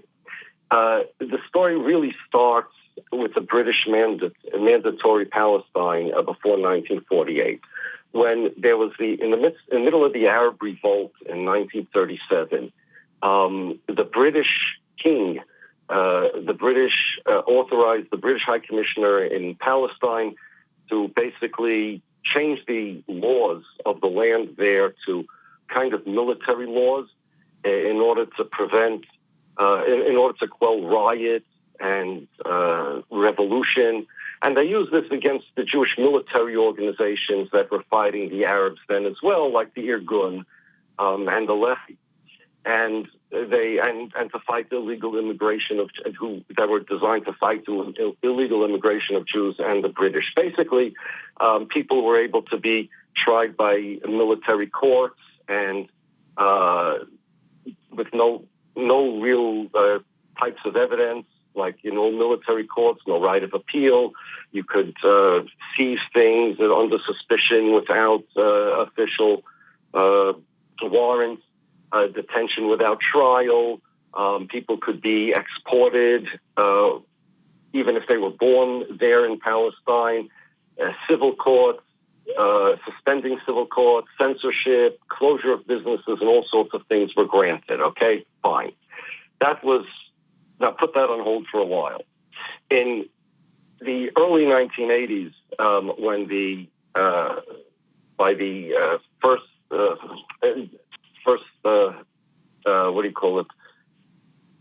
when there was problems over there in the West Bank, so Yitzhak Rabin, who was then Minister of Defense, basically reenacted the British mandate legislation to produce what he called an iron fist policy in the West Bank. He would detain people without trial, demolish homes, close newspapers. Basically, he revived the British military rules. And this was a backlash because shortly before he did this, there was a prisoner exchange, and Israel released, I think, 1,000 Palestinians. So as a backlash of that, there was a lot of pressure from the population to come down stronger on the Palestinians. So that's what he did in 1985. Now, when the first Intifada broke out, so in order to stop demonstrations and things, he authorized the use of, quote, force, might, and beatings on the demonstrations. Now, what happened was that, if I remember right, it was in the summer of 1990, some colonel, an Israeli colonel who was court-martialed, his name is Yehuda Maher, told the military judges that beatings, he was accused of ordering soldiers to break the bones of Palestinians. And he said, well, of course, that was like the accepted norm of the period in the Palestinian uprising. And he said there was nothing special, nothing out of the ordinary about it. And he testified that Yitzhak Rabin, who was then former defense minister, gave orders in January 1988 to break the bones of Palestinian insiders as a punishment. Rabin, on an radio interview, denied that he said that, but rather he said he ordered the army to beat rioters only to bring them under control. Later, if I remember right, also in July 1990, the parliament suggested investigating charges that Rabin ordered soldiers to break bones of Arab militants at the beginning of the uprising. The Israeli parliament rejected it because they said they're not going to do it. And the defense minister, his name is Moshe Ahrens, said he opposed the commission to investigate Rabin because, quote, there's a quote, the political echelon has to account to the Knesset, that's the Israeli parliament, and the voters only during elections. Okay, so then that was the history that Alexandria Ocasio-Cortez was not aware of. What she was aware of was that later than that, Yitzhak Rabin was responsible for organizing the Oslo Accords, where Israel would recognize the PLO as the official representatives of the Palestinians, ostensibly in order to negotiate peace. Okay, and that's what he was known for. Later, of course, Rabin was assassinated. He was murdered by a Zionist extremist and who didn't want the Oslo Accords, and that's basically the history. Now, I want to add something that's very ironic over here. Two things. Number one, the Zionists were very, very much against the British rules when they were in effect. And in fact, they had stated things like, well, this is against democracy. It's like anarchy. It's fascism. You can't do it. But then Rabin actually implemented those same laws or was very similar to them when he was on the giving end and others were on the receiving end. One more thing, very important, which is very relevant to this entire peace idea. On Israel's website, Israel's official government website, mfa.gov.il, that's the Ministry of Foreign Affairs of Israeli government, of the gov.il Israel website, there's an article that explains what is required of the Palestinians in order to make peace. Okay? And it's written by Avigdor Lieberman, and it says over there,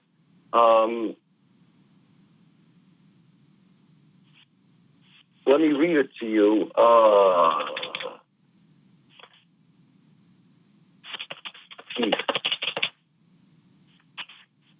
Okay. By the way, for those listening, we were talking with Rabbi Yaakov Shapiro about Yitzhak Rabin, former prime minister of Israel, former defense minister. We're talking about his history here after Alexandria Ocasio-Cortez decided to not effectively support him on a November 4th event coming up here. Anyway, Rabbi Shapiro, back to you. Right. Now, the PLO did recognize Israel, but here's the problem. Recognizing Israel is not what Israel demands from the Palestinians. Quote from the Israel's website, mfa.gov.il, quote, a true and lasting peace will only be possible if Palestinians recognize Israel as the homeland of the Jewish people, alongside the recognition of the Palestinian state as the homeland of the Palestinian people, meaning that it's not enough to recognize Israel as a legitimate country. They're demanding that the Palestinians recognize Israel as the homeland of the Jewish people, meaning it is the Jewish people's homeland and nobody else's homeland. This means two things. It is the Jewish people's homeland and not the homeland of citizens of Israel that are not Jewish. And two, it is the homeland of the Jewish people, even if they are not citizens of Israel, such as me. I, as a Jew, oppose this unilateral, nonsensical declaration of Israel of being the Jewish people's homeland. It is not. It is a Zionist state. The state of Israel is not the homeland of the Jewish people. It's homeland of anybody who wants it to be. But two, these countries, the United Arab Emirates and Bahrain, that normalized relations with Israel, never recognized Israel as the homeland of the Jewish people. In the contract, they never did. And yet Israel, quote unquote, normalized relations with them. So the entire thing, the opposition of the Zionists to the British laws then, Rabin's laws then, Israel's demands of recognizing Israel as the national home of the Jewish people, all of this is just politics. It has nothing to do with Jewishness. It's all politics, ways for whoever is in charge to manipulate the political situation to their advantage. Nobody, Rabbi Shapiro, Arab country, yes. I'm sorry, I didn't realize I was cutting you off there. Please continue. No, none of these Arab countries recognize Israel as the homeland of the Jewish people. They never did. And yet Israel's now normalizing relationship with them. They never were at war with these countries, but because politically it's in their interest. Here's the rule with peace. In World War II, the United States was fighting with Russia against Germany. Not many years after, we were allies with Germany, fighting a Cold War against Russia. In World War II, we literally atom bombed Japan. A few years later, we were allies with them again. Not long ago, the Israelis were saying that the Arabs, it's anti-Semitism, it's their religion, Muslims can't make peace with anybody. Netanyahu's father said it's in the Arab personality not to compromise, not to make peace. Saudi Arabia, not more than a few years ago, was said in Israel that they hate Jews, it's just anti-Semitism, there's no way to compromise with them. And now because of political reasons, the entire thing changed. This is good news. That sounds like a wall of rhetoric. That sounds like a wall of rhetoric coming from the Israeli government, sadly. It is a wall of rhetoric. And the point is that this is good news because despite all the stupidity and damage and harm that all of this rhetoric does to people, what it shows is none of this should be taken seriously. The fight between Israel and the Palestinians is political. It's not religious. It has nothing to do with Jews. The entire thing is politics. Nothing to do with Muslims, nothing to do with Jews, nothing to do with religion, nothing to do with anti-Semitism. It is a political conflict over people taking land that other people claim is theirs. It has to be. Rabbi Shapiro, one last comment, one last question here before we've got to go to a break in a minute. Earlier on, you sort of set this up by talking about charges in 1990 of Yitzhak Rabin as the defense minister, former defense minister at that time, executing vicious beatings, breaking the bones of Palestinians, basically. Just a couple of years later, you brought up a couple of ironies here. Another irony, and another case, I would say, of politics, in this case, international politics. Yitzhak Rabin, along with Yasser Arafat, and Shimon Peres received the Nobel Peace Prize. But I just want to check here. This is just a few years after these allegations came out. They were aired briefly. Were those allegations of beatings ever further investigated? Did that ever see any more light after 1990, the summer of 1990? Rabbi Shapiro, in our last minute. No. As I said, the colonel and there were people whose claims that the Israeli government abandoned them and betrayed them because they threw them under the bus when they testified that they were just following orders. Then Rabin denied he gave those orders, and any final investigations were squelched. But there were plenty of witnesses sad to hear that he did. Rabbi Shapiro, we're out of time. I'm sorry, we've got to go. Thank you so much for joining us. Rabbi Shapiro, Rabbi Yaakov Shapiro is a speaker, author, and rabbi. By the way, you can watch his videos on YouTube. Just do a search for True Torah Jews. You can also buy his books, including The Empty Wagon, on Amazon, and you can read more of his work on his website, TrueTorahJews.org. Going into a break, you're listening to Fault Lines with Thomas and Stranahan. We'll be back in just a minute talking about this conflict, an incipient war between Armenia and Azerbaijan. What lies hanging in the balance? Back in a minute. Fault Lines.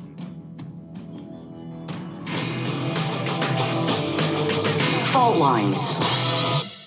We are above all the latest developments, and we don't take any sides. Radio Sputnik, telling the untold. By Any Means Necessary is your guide to the movement and efforts shaping the world around us, from mass incarceration. No longer am I interested in or concerned with prison reform. I am interested only in the eradication of prisons. To the battle between police and water protectors.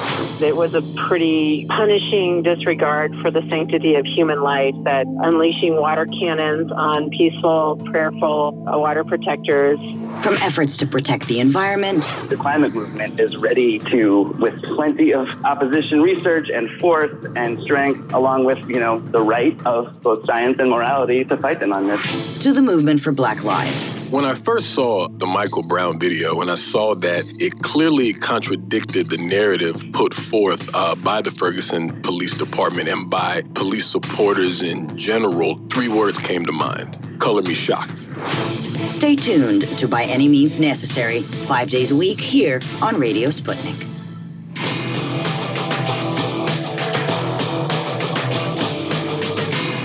Fault Lines.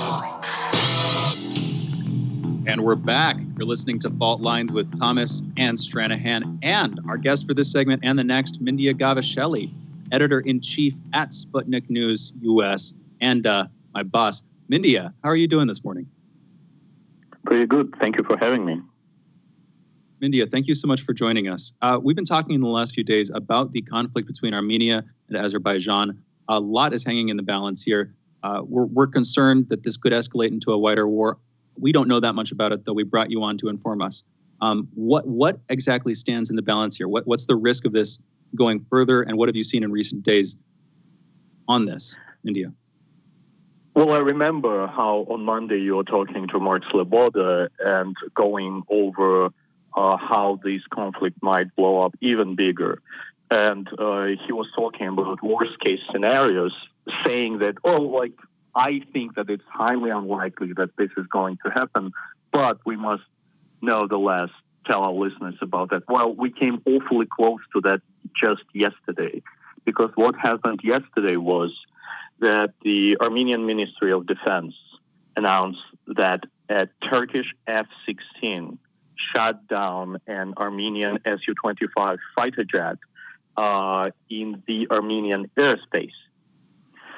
What that means is that a NATO country shot down an airplane of Armenia, which has a military alliance with Russia. So, in theory, it could very well escalate into a standoff between NATO and Russia. And like I said, yesterday we came awfully close to this. Turkey denied that its fighter jets were in Azerbaijan and that they shot down an Armenian military plane. The Azerbaijani Ministry of Defense also denied it, saying that they have no data of Armenian airplane flying in that region of Armenia at all. However, this morning, today, they said that, yes, 2 Armenian Su-25 were in that region and that they crashed into a mountain. Well, as an outside observer, there are 2 things. A, like when you change your story, it's obviously suspicious. B, saying that 2 military planes with highly trained pilots all of a sudden just crashed into a mountain, well, it seems highly unlikely, which leaves us with a possibility with that a Turkish fighter plane indeed shot down an Armenian plane in the Armenian airspace. And that's a very dangerous development, and it might require Russian involvement because, like I said, Russia is legally obliged to help Armenia in case of an attack on its territory. So here we are. Mindia, the Russian position on this is fascinating to me, and I think it's a bit of nuanced politics, because initially it tries to be neutral, but simultaneously it's supposed to be the quote-unquote nominal protector of Armenia in this case, with what seems to be clear provocation from the standpoint of Turkey, meaning it's not nuanced. It's very clear that Turkey is sounding like they're trying to finish what they were trying to do with the Holocaust at one point. They are full bore on the side of Azerbaijan. And I agree with you. It looks strange for them to change their story like this. And it seems like a bit of politics to, let's say, de-escalate the situation by basically saying, yeah, that didn't happen, even though it might have happened in the way that it was initially reported.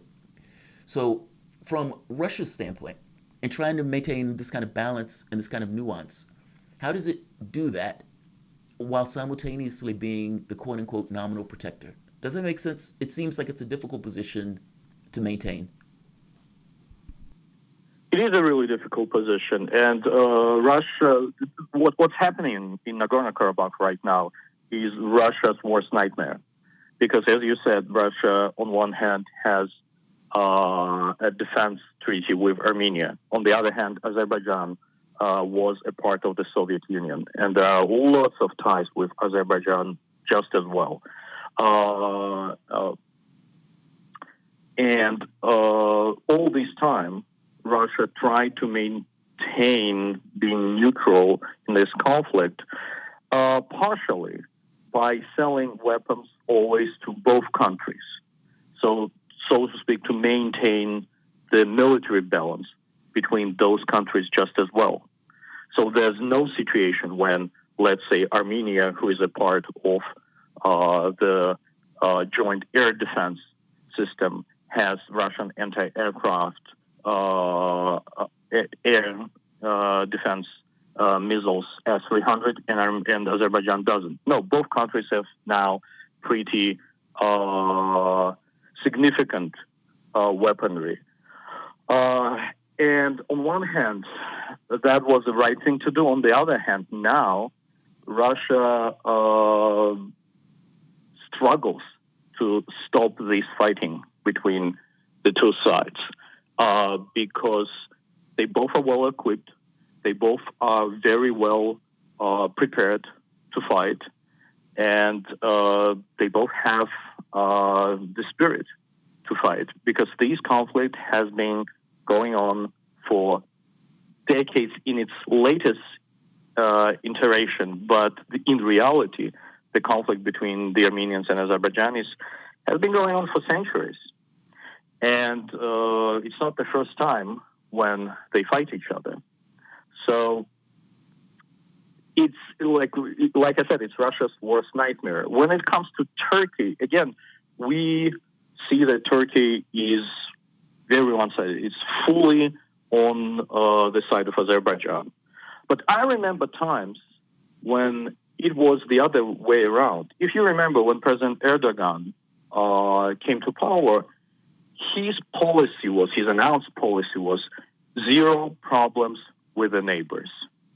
And he really tried to solve this 100-year-long dispute with Armenians and open up the border between Turkey and Armenia. And this deal was almost done.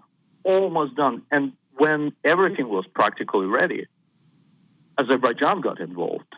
And the Azerbaijani president said, if you open up the border with Armenia, you, Turkey, may forget about our energy resources going through your territory, and you will lose a lot of money.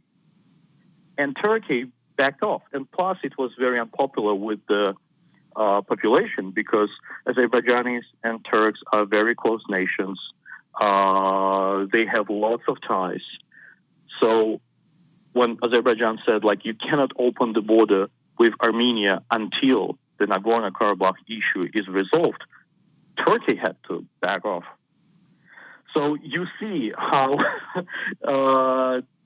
difficult and interconnected those relations are, because I often hear that, Azerbaijan is acting the way it's acting simply because Turkey is pushing it to fight with Armenia. No. Azerbaijan wanted to resolve this issue for decades and was unable. That gets to an interesting point. They have wanted to resolve this issue for decades, but they couldn't because at one point it seems, at least from my understanding, Armenia was a stronger power. How did Armenia degrade militarily in this way? Because the thing that got me was Russia was giving weapons to both. Like you said, they wanted to keep a balance and they wanted to remain neutral, while simultaneously having this kind of nominal protection of Armenia. But the protection is neither here nor there, providing that both of these sides remain neutral, even though the issue never went anywhere. Like you said, this went on for decades, where there was no resolution for this particular issue and Azerbaijan wanted to resolve it. What happened? How did it get to the point where Armenia's, let's say, military or defense or whatever degraded to the degree where Azerbaijan believed that, and tell me if I'm wrong in my understanding of this or my framing of this, that Azerbaijan believed that this is a moment we can resolve this. Turkey helps with this. And one piggyback on this. Is this an existential threat for Armenia in the way that the prime minister is talking about it? Well, several points. First, regarding the treaty between Armenia and Russia. Russia will defend Armenia only if it is attacked on its own territory. Formally, Nagorno-Karabakh is a part of Azerbaijan. No country recognizes the so-called self-proclaimed Republic of Artsakh. So, therefore, right now, from the point of view of the international community, all the fighting is going on the territory of Azerbaijan itself, in Nagorno-Karabakh. We need to remember that even Armenia didn't recognize the independence of Nagorno-Karabakh, because that would mean an all-out war on the entire border with Azerbaijan. That's why Russia cannot get involved saying, we defend Armenia and we need to push back the Azerbaijani forces, because, as I said, the fighting formally goes on the territory of Azerbaijan. With regards to the military potential of countries, you're right. Back in the 90s, when the conflict was in its hot phase, Armenia had an upper hand. Why?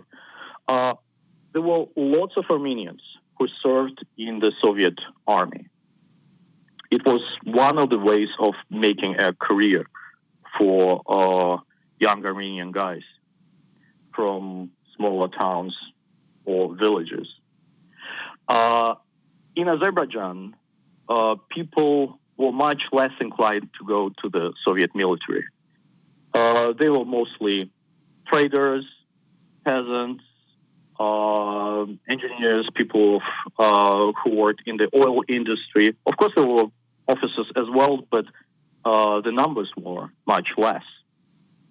So when the war started, Armenia had a better equipped military corps. So they knew better how to handle tanks, armored vehicles, complicated artillery systems, and so on. So, because you need to remember, the Soviet Union just collapsed at the moment, and those countries were just creating their military. In the decades past, there were vast oil and gas reserves found in Azerbaijan, which gave this country significant income. Now Azerbaijan sells its oil and gas through Turkey, even to Europe. And a significant part of this income was spent on military hardware. And if Russia tried to supply both countries with the similar weaponry, so to maintain balance, Azerbaijan went on a buying spree in Israel, Turkey, other Western countries. And as of now, Azerbaijan does have a significant advantage in terms of the numbers of tanks and armored vehicle and so go on. But also it has technological advantage because what's happening right now, Azerbaijan is very actively using heavy attacking drones made in Turkey. And we've seen Turkey using it in Syria against government.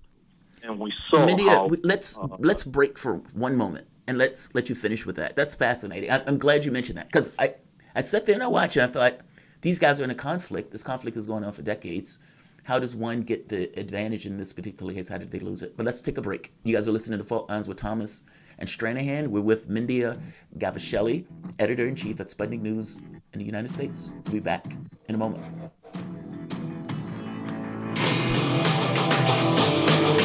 Fault Lines. This is Radio Sputnik.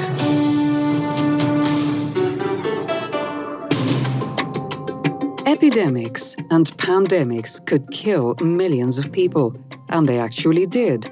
Centuries ago, deadly outbreaks called the Black Death, the plague of Justinian, and the Spanish flu ravaged countries, empires, and whole continents. Some of these diseases are still present around the globe. Others have become a thing of the past. Discover how these ancient and not so distant outbreaks from previous centuries differ from modern-day SARS, MERS, and coronavirus pandemics. Listen to our new series, Outbreak, the deadliest epidemics in human history, this week on Radio Sputnik.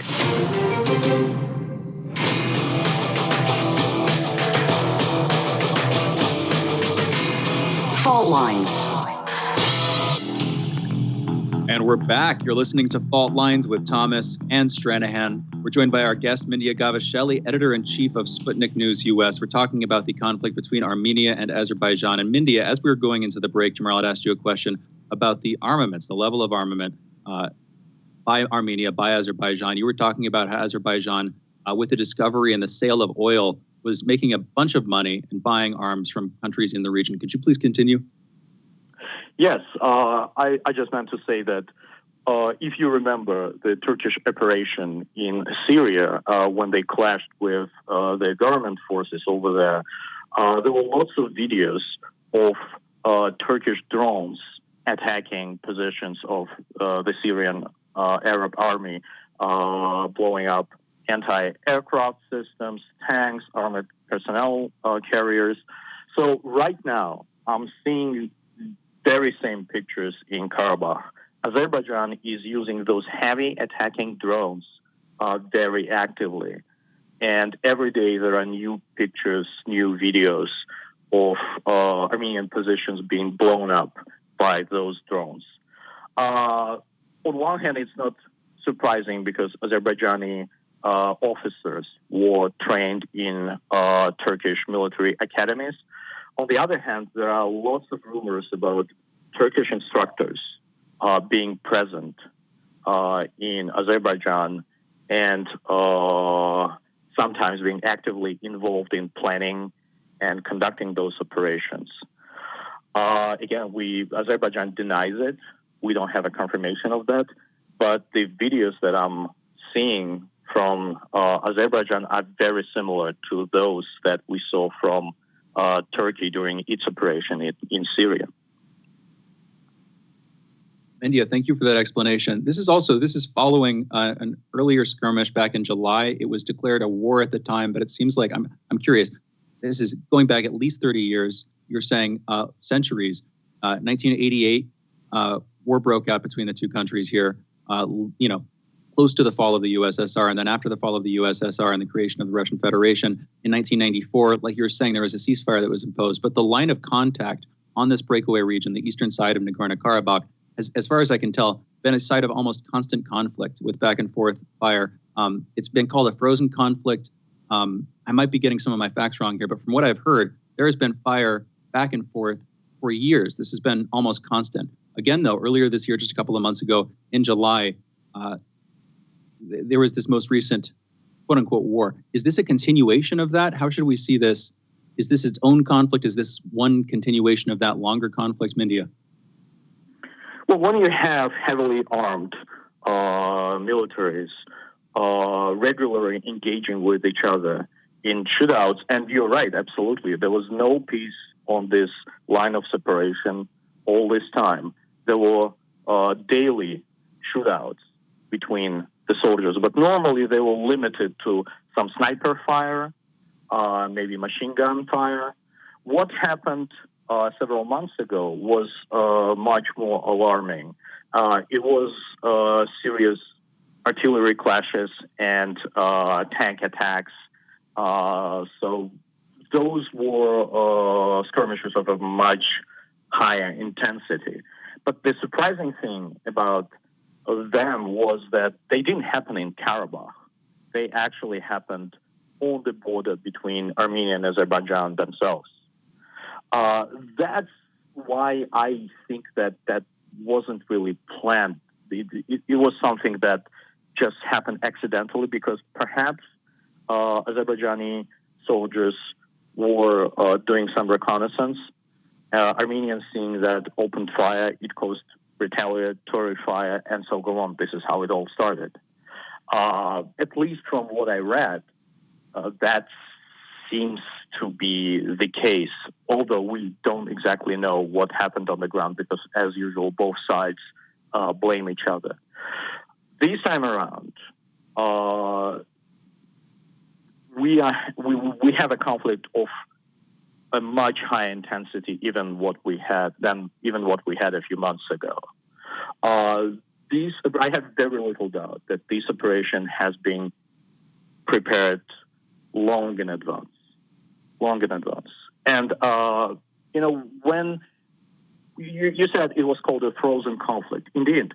And when people just get used to the fact that there's a frozen conflict and, sometimes there are skirmishes and, they will stop in a few days. This time around, it's different.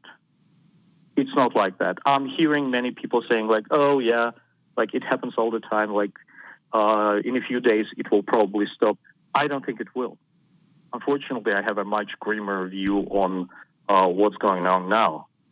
It very much feels like Azerbaijan is determined to fight until they took full control of what they call is their internationally recognized territory.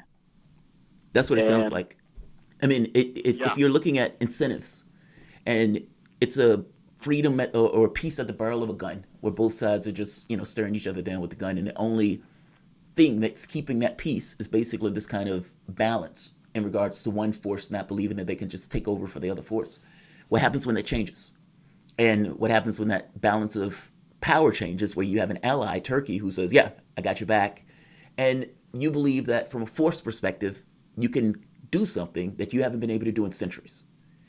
I'm curious, from the from the perspective of Azerbaijan, the politics of it, internally to the country itself, I would imagine that the country itself and the people of that country are on board for this.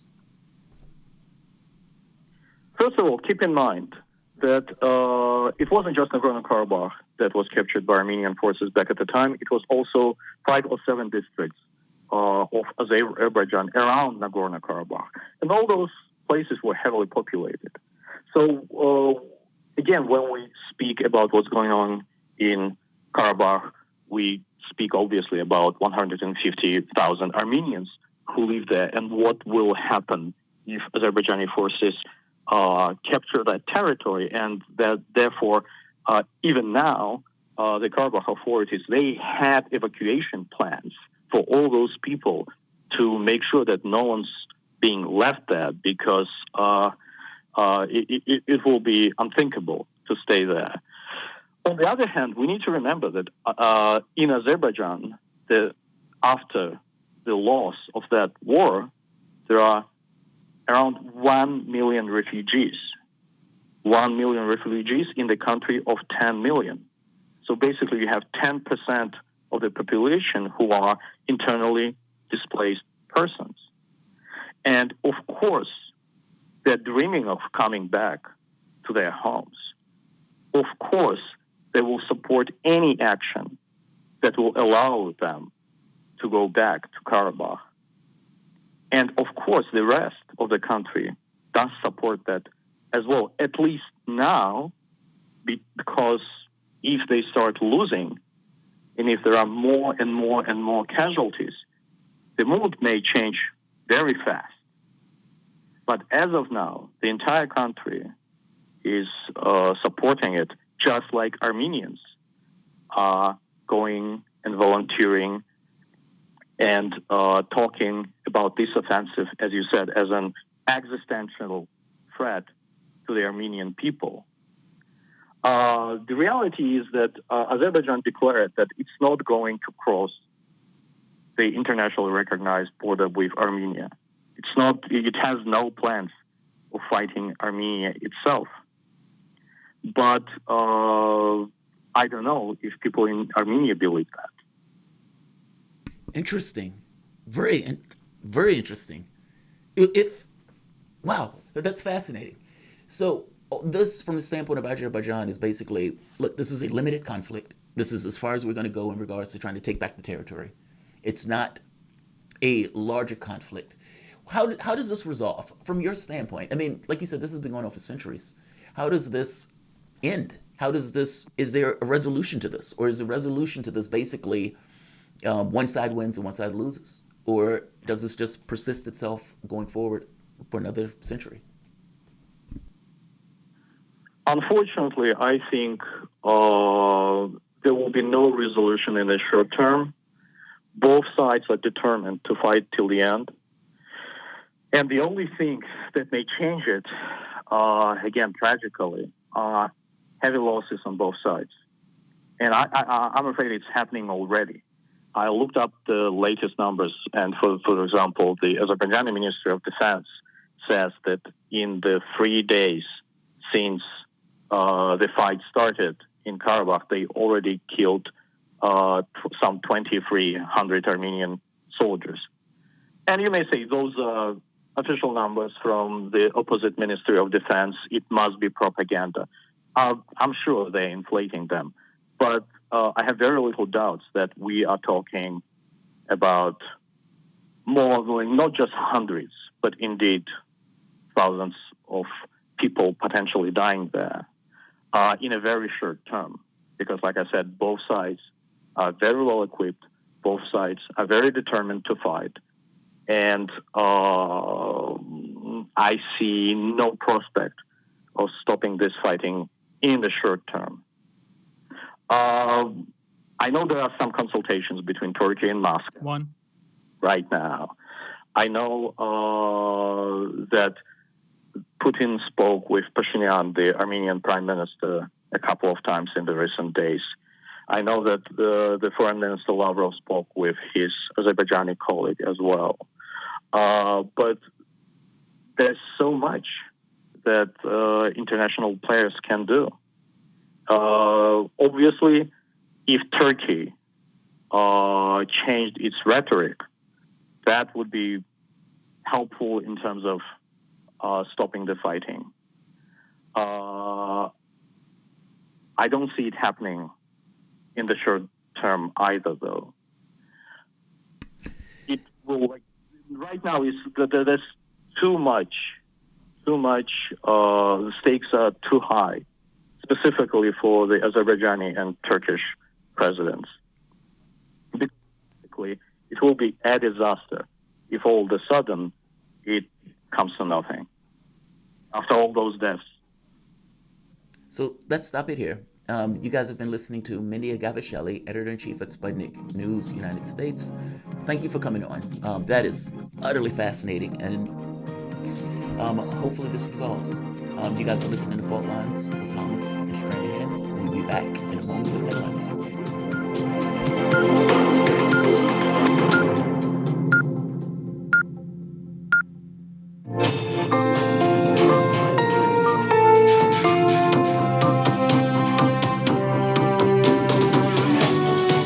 You're listening to Radio Sputnik. Telling the untold.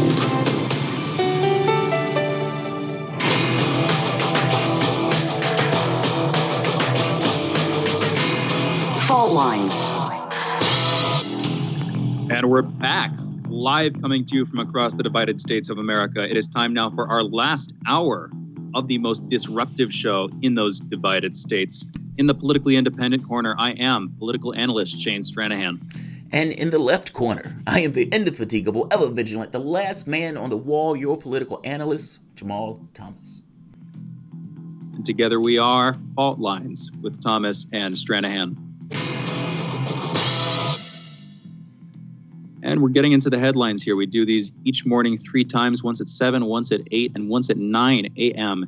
Eastern. That's 4, 5, and 6 a.m. Pacific, by the way. Without further ado, let's get into the headlines.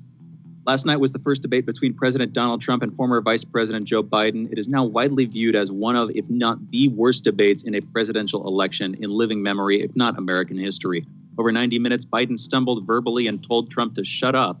Trump argued with and overtalked not just Biden, but Chris Wallace, the debate's moderator, and Trump and Biden overtalked and insulted each other almost from beginning to end. The next debate between the two is due to take place on October 15th. That's a little over 2 weeks away. And in a week, the vice presidential candidates, Mike Pence and Kamala Harris, will debate. That debate will be moderated by Susan Page, the Washington bureau chief for USA Today. Nearly 100,000 absentee ballots delivered to residents in Brooklyn, New York were botched, with the names on the inner mailback envelopes not matching those on the outside, rendering them effectively useless. New York City Mayor Bill de Blasio called the results appalling, while Michael Ryan, the executive director of the board of the New York City Board of Elections, blamed the problem on Phoenix Graphics. That's a commercial printing company they hired to mail out the ballots. Also, this is my comment. I just want to note this gem of a sentence from the New York Times. Quote, "The faulty ballots come as President Trump has made repeated baseless challenges to the accuracy and integrity of mail-in voting." End quote. They're talking about faulty ballots while calling Trump's accusations baseless. The irony is inherent, the contradiction is inherent in that sentence. Next headline, Palantir, a private company developing software for surveillance and analysis for the military and police, will be going public in an IPO today. With an expected valuation of about $22 billion, it will become one of the largest surveillance companies in the world. The firm was co-founded by Peter Thiel, a billionaire backer of Donald Trump. Palantir engages in data analytics for police and military agencies, analyzing images and video to identify people from those sources.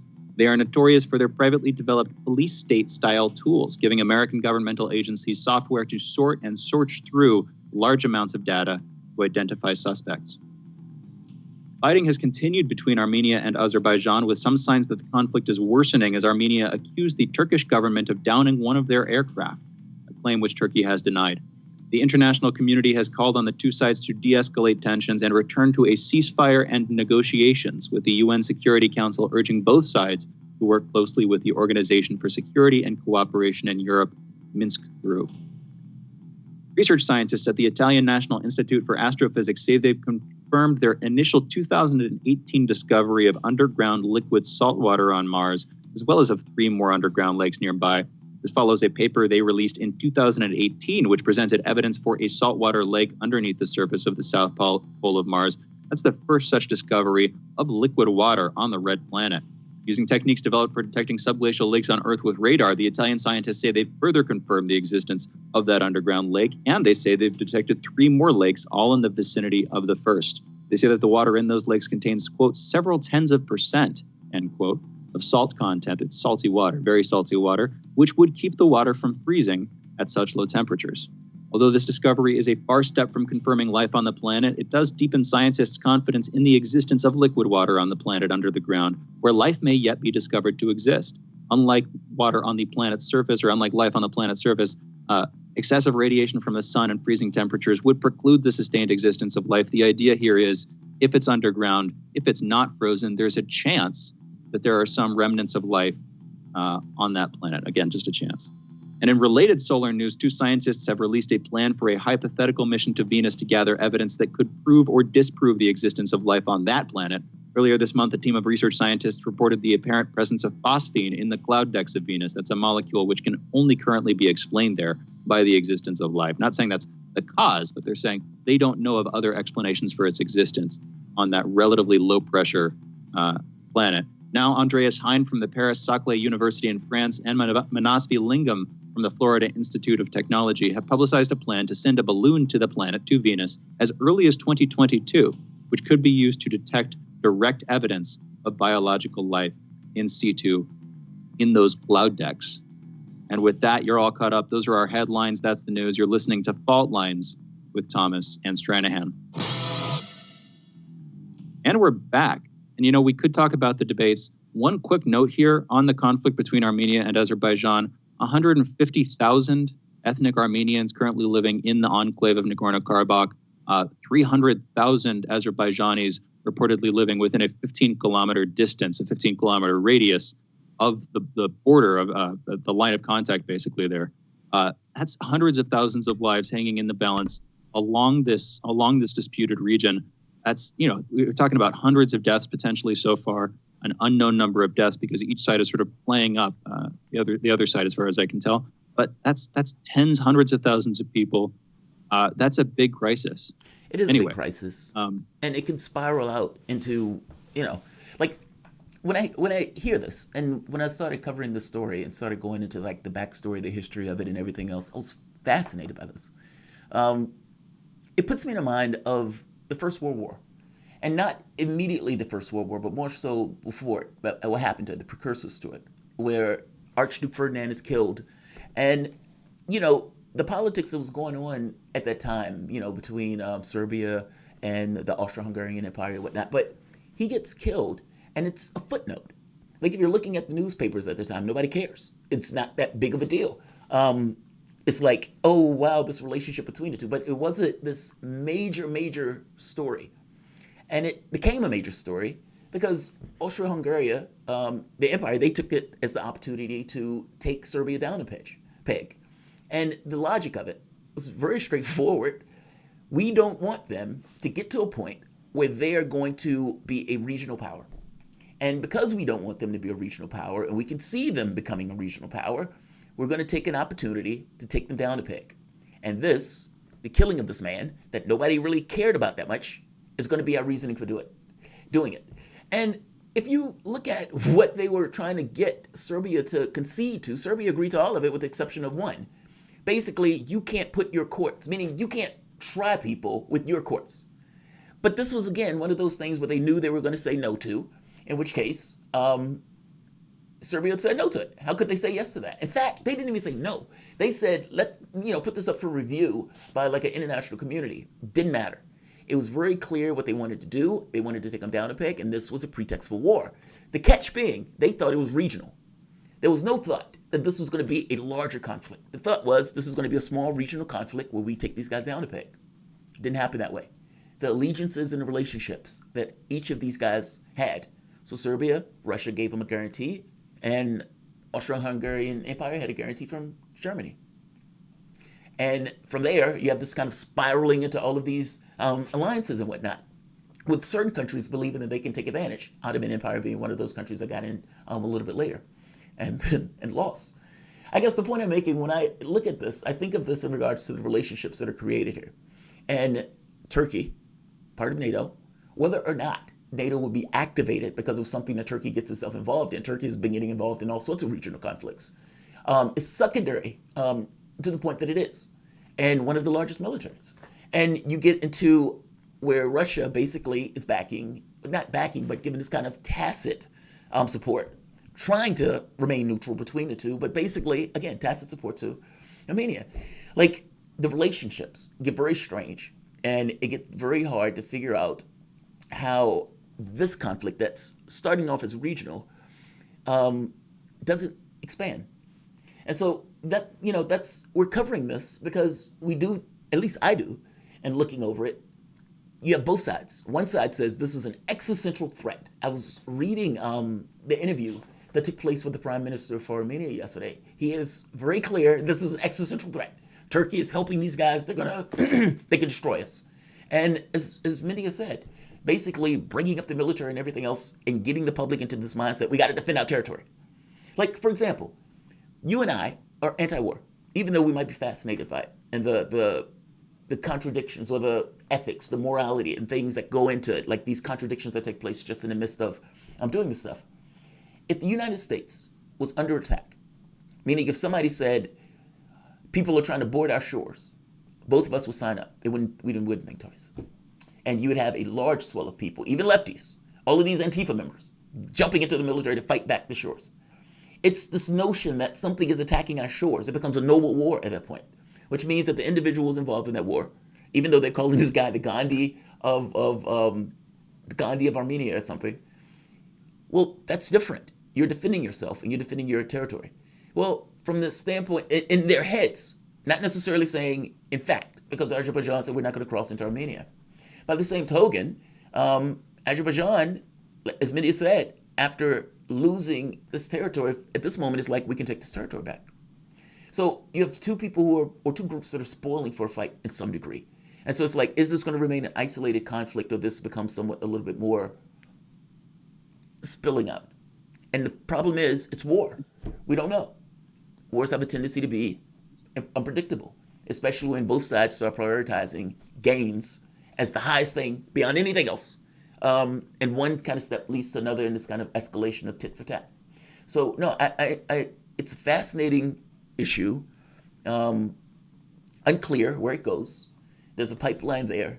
And, I'm not as cavalier about issues of war because I think they're unpredictable, at least looking at the context of history. So I'm glad we're covering that story. I have not seen this story covered that much in U.S. media. I guess we've had debates and everything else. But no, I'm glad we're covering that story. That is an utterly fascinating story to me. And it's also, even if the conflict is restricted to the region of Nagorno-Karabakh, even if Azerbaijan does not send forces along the Armenian border to invade Armenia proper across the official border, the de jure border, again, 450,000 lives, as far as I can tell, in the region and within the vicinity of Nagorno-Karabakh. That's massive. So if it gets to the point where there is an open, all-out, it seems like it's already getting there, is an open, all-out war, even if it remains restricted to that, hundreds of thousands of lives hang in the balance. One quick other point, you're bringing up World War I, the assassination of Franz Ferdinand. As far as I can tell, we're in a weirdly, there's some ways in which we're definitely not paralleling, but there's at least one weird parallel that I will draw here, which is World War I followed a century of relative peace, not perfect peace, but if you compare it to the incredibly bloody 16 and 1700s, the 1800s were relatively peaceful. Things were sort of globalized. You had this system of trade. That was the assumption. And then you had this World War. Nobody was expecting it. And it escalated very quickly. It spiraled out of control. We're in an awkwardly similar place at this point on the world scale. We had a Cold War that's lasted decades, obviously now over, although there are signs of it picking back up with U.S. antagonism towards not only Russia again, but also now China, escalating potentially into a hot war. But my point is, we're in a weirdly similar place where I think in some sense we might have grown a little bit complacent, the United States specifically, but also on a world scale. And at the same time, we do have the experience of now 2 world wars behind us. And frankly, there are nuclear weapons on the balance here. That is completely new. And fundamentally, that's what makes the threat of a world war so darn terrifying, at least for me, is the threat that, tens, hundreds of millions, including civilian lives, would be lost as blowback, as the inevitable repercussions of, nuclear back and forth, nuclear war between countries. Anyway, Jamarl, what's your take on that? I think the problem is it doesn't necessarily have to be walked into intentionally. Sleepwalking. I mean, basically into a conflict. You have a certain degree of brinksmanship. You have a certain degree of tit for tat. You have political leaders who don't want to look weak. I mean, even in the resolution to the Cuban Missile Crisis, it was basically you got to allow the ability to save face in the context of your nation. And if you get to a point where there's a standoff or face, I mean, look at what's happening in the South China Sea. And you have this situation where China is basically saying, look, this is our territory. And the U.S. says, we're going to have military exercises in the region. It's brinksmanship. What is China supposed to do with that? Like, I guess the point I'm making here is actions taken by one nation inspire and force actions in other nations in order to be balanced. So if the U.S. decides to say, we're going to have Space Force, we're going to put weapons in space, China, Russia, India have to do the exact same thing. Like, it's not as simple as intentionality. It doesn't have to be intentional at all. And that's my concern. And you're right, these allegiances and everything else that we have could cause these problems. So let's do this. Let's take a break. We'll be back in a moment. You guys are listening to Fault Lines with Thomas and Stranahan.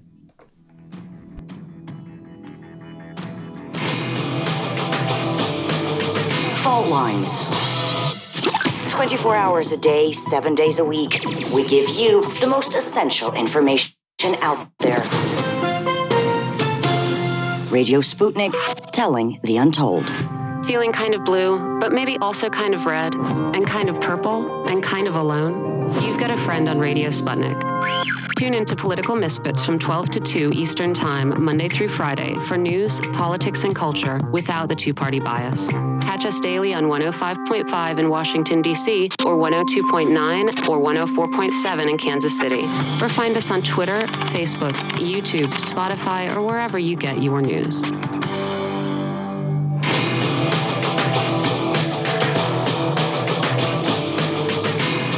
Fault Lines.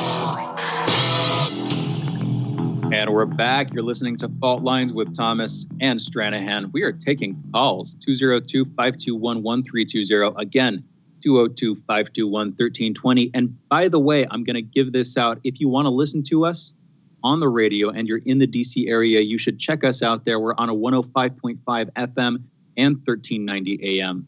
We're also on in Kansas City at 102.9 FM, 104.7 FM, and 1140 AM. Also, if you would like to check us out online, you can. We're on 5 different audio platforms. We're on Spreaker, Stitcher, iHeartRadio, Apple Music, and Spotify.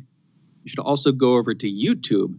That's where I'd really recommend you check us out. We're there live, as we're live every morning from 7 to 10 a.m. Eastern. Just do a search on YouTube for Fault Lines Radio and Jamarl Thomas. You'll find 2 different channels there, each with their own thriving chat rooms. Jamarl's feed has live video, and you should like and subscribe, like videos for both of those channels, and subscribe to both of those channels while you're at it. Also, to go check us out and follow us on Twitter, twitter.com/FaultLinesRadio. Guest announcements there every day. Jamarl, I actually wanted to talk about something. I sent you this article yesterday. This was kind of flying under the radar, so to speak. It's the spark. It's coming out of MIT. This is, I don't want to put too much emphasis on this, and I didn't want to include it in headlines because, who knows where this will go. There have been promises for decades at this point, but it has to do with fusion energy. Dude, MIT building a compact fusion reactor. Let's go behind the scenes stuff for the moment. You outed me yesterday. I'm outing you today. I always tell Shane, add 1 or 2 articles in the headlines that you just love and enjoy. And I'm like, do it because it's something for you to talk about. This is a perfect article for you to add to the headlines. So you could, right now, this moment, talk about it. Like, because think about it for the moment. When I do my monologue, it's a full-throated, this is what I believe in and this is what I'm angry about. Usually, something like that. Those are the best ones. But the headlines to me is your baby. And so when it's like, so my thought is, all right, certainly he's going to add something in that he just loves and he just wants to plow into. And it's like, nope. Keeping it professional. It's like, no, add in your article. Well, no, I do. Here's the thing, I do that. You notice those last two stories. I spent about a minute and 20 seconds, and you did too when you were reading headlines on underground saltwater lakes. Yeah, on the South Pole of Mars, and then about that's easy. Yeah. Totally. Yeah, we can agree on that stuff. With this one, again, it's just there's an announcement by MIT. That's a paper. They haven't actually built the thing, but they're saying they have a design for a fusion reactor, a compact fusion reactor, tokamak design. It looks like a torus, which sort of looks like a donut, basically containing the plasma in the shape of a donut, just to give you a visual image. But it's small, within, as far as I can tell, within a couple of dozen square feet, a couple of dozen feet radius, or diameter, relatively small thing. That's not easy. And they're saying, based on their estimates, that it would be outputting 10 times as much energy as it consumes, which if you've been following fusion energy is widely known as the sort of safe but impractical and expensive and unproven version of nuclear energy. Yeah. Whereas, fission energy produces fissile materials. The plants can break down, and even if the plants don't break down, you have a bunch of fissile material that's radioactive and dangerous, and you have to figure out ways to store it. There are all sorts of problems here. The dream with nuclear energy for the longest time has been fusion. It's clean and relatively clean, and furthermore, it's safe. You don't create fissile material that would be used to make bombs, and so you could have this proliferation of peaceful energy around the world without a proliferation concomitantly of nuclear weapons. Now, anyway, this is just a paper. This is very difficult. Exactly. Go ahead. This is very difficult to pull off. Now, fission, you're just splitting the atom. Now, think of it as an atom has a certain amount of energy associated with it, electrons, protons, etc. And if you split it, it creates two different materials, in which case there's a certain amount of energy that's released. Fusion is bringing that stuff together. So think of the sun, for example. You're fusing two atoms together and releasing a certain amount of energy in the fusing of those two atoms together. The catch here is, like you said, Shane, one is safer than the other because one is just an explosion. The fusion one is difficult to pull off, though, because you need massive amounts of heat in order to fuse those things together. And you need to be able to keep those things together in materials that are going to have magnificent amount of heat, meaning you need to use magnetic fields in order to keep the heat material away from the sides of the containers, because your container would just melt. So this is fascinating if they could pull this off. I would love it. But let's do this. We have callers. We have Mike in New Jersey. Mike, what's going on? Wait, real quick. Just in closing, I'm sorry, Mike, and I'll toss it back to you. The one thing here also, if we compare this internationally with ITER, you might remember we were talking about this earlier. It's a project going on in Europe. Their timeline for the development of their fusion reactor, it's a big project. It's like 2035, so it's 15 years away. MIT is saying that if they get this built, if it holds according to their plan, their hypotheses about what's going to happen, it'll be more like 3 to 4 years. So dramatically different. We'll see that it's a sort of livable timeline. Like, why wouldn't your government dump tons of money into this? Why wouldn't you? Like, think of the atom bomb project. That's the thing. I mean, am I wrong? Like, think of what we did when we did atom bomb project during the war. And I'll get to the callers. I promise. Atoms for peace. Go back to Eisenhower and Atoms for Peace. This is a whole thing. I mean, this is 60, 70 years ago at this point that he made his famous Atoms for Peace comment. I want more of that and less nuclear warheads. I mean, conversations about other forms of sustainable energy. I'm not trying to knock solar or wind or hydropower, many other forms potentially of sustainable energy. I'm not trying to knock those out of the gate. I want my hero energy. That's what I want. I want hero energy. Yeah, I hear you. Yeah, because to me, the moment that you do World War II, the moment that you do that, you set the principle that you can supply everybody on this planet with what they need. Because we were able to build two, literal militaries on two sides of the globe while supplying France, England, and Soviet Union. Think about the material. Think about the technical expertise, and not just that, the ability for your country to be able to produce that much. That gets the principle across. Yeah, you could supply the world if you needed to. China by itself could supply the world if it needed to. And then you go to the atom bomb. Right, let's go to calls. And what it took for that. Oh, that's fascinating. But yeah, you're right. You're right. Let's go to calls. All right, let's go to calls. Yeah, Mike in New Jersey. We've got Mike calling what's going from on? New Jersey. Mike? Can you hear me? Hello? Oh, there you are. Can you hear me? Mike, what's going on? Hi, how are you? How is your recovery going? I'm doing okay. I'm here. I'm alive. What's the topic for today? I'm very glad. So I had a question about progressive policies in the upcoming election. I know that your position, one that I'm very fond of, is that the only way to hold Democrats accountable is to be willing to withhold one's vote. Now, do you think that Donald Trump is not such an existential threat to this democracy that is a justifiable position? Or do you feel like there are progressive policies that if they don't get implemented in this election, that it will be life or death for some people? Does that make sense? Yeah, it does make sense. So there are two parts. If Satan himself was on the other side of the dispatch box, it is still the responsibility of your candidate to get your vote. Whether that's a Republican, whether that's a Democrat, whether that's a Libertarian, it doesn't matter what it is. My argument here is that democracy, representative government, requires people to represent the interests of the public. And the moment that you get a system that can be gamed in a way where you basically have one candidate that says, I'm going to be incrementally less than this other guy that's atrocious, you run into a problem. You've basically have lost the ability or lost all attachment from your people, the public itself, that needs its government to represent its interests from doing so. I mean, we're in the middle of a pandemic, for example. When Obamacare was passed, I think there was over 20 million people still without health care.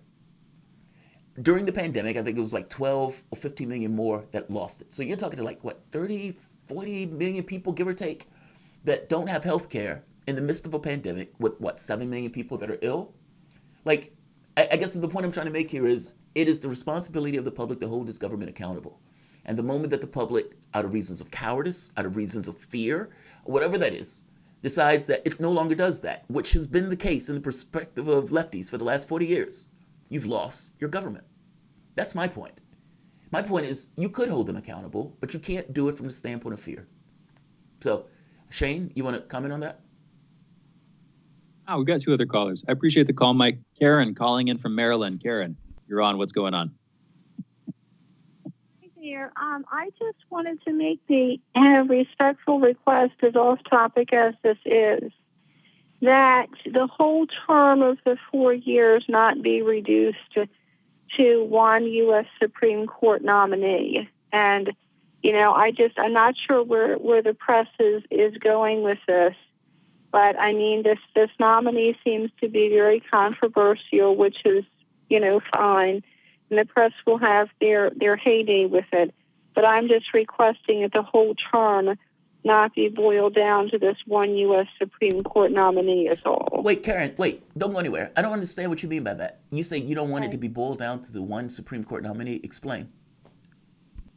Well, what I mean is that it's I don't think anybody like that, has been nominated before, okay?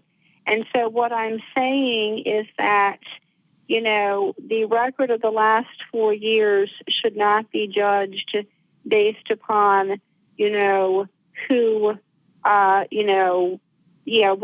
has been taking place over the past 2 weeks. And incidentally, I will also mention you noticed that since the press covers what it feels like covering, and because the press has an ability to cover the news but not the obligation to cover the news, you will notice that we really were not informed of what Ruth Bader's condition was. We weren't, kept on standby, and we weren't told, on a regular basis, this is her diagnosis, this is her prognosis, etc. We were just, bam, hit with the news of what happened. Well, to be fair, I mean, we did know she had cancer. I mean, and we did know she had bouts of it. I mean, she was hanging on a prayer, from my understanding, for a year. Well, it depends upon what news you subscribe to, but not everybody knew that. I mean, I kind of knew what was going on, but I'm just saying depending upon the news you listen to. They reported to us when she was in the hospital, but in my opinion, they weren't keeping regular tabs on it. So it was okay to be, caught by surprise by this. But I'm just saying that this is, in my opinion, an unusual nomination, an unusual nominee. And, maybe this was done to get some brownie points with women who have school-aged kids. And maybe he was, really just trying to elevate their lifestyle. But, Karen, I want to thank you. Karen, interesting points. Yeah, thank you for the call. We've got one more caller to get to. Karen, appreciate the call, as always. We've got Tarif calling in from New Orleans. Tarif, you're on the line. What's going on, Tarif? How y'all doing?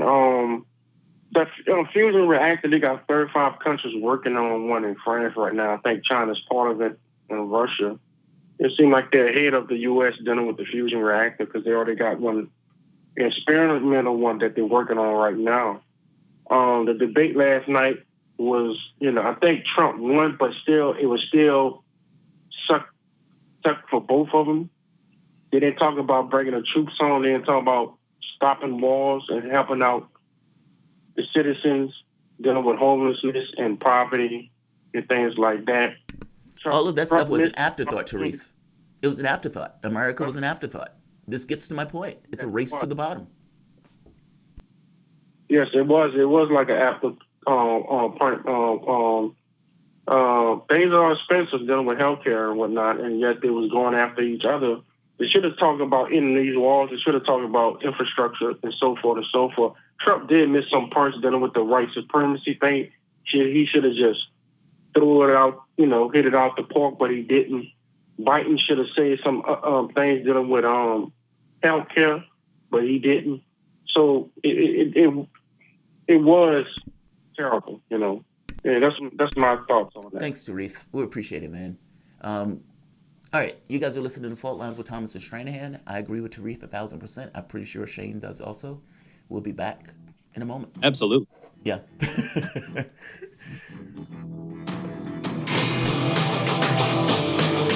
Fault Lines.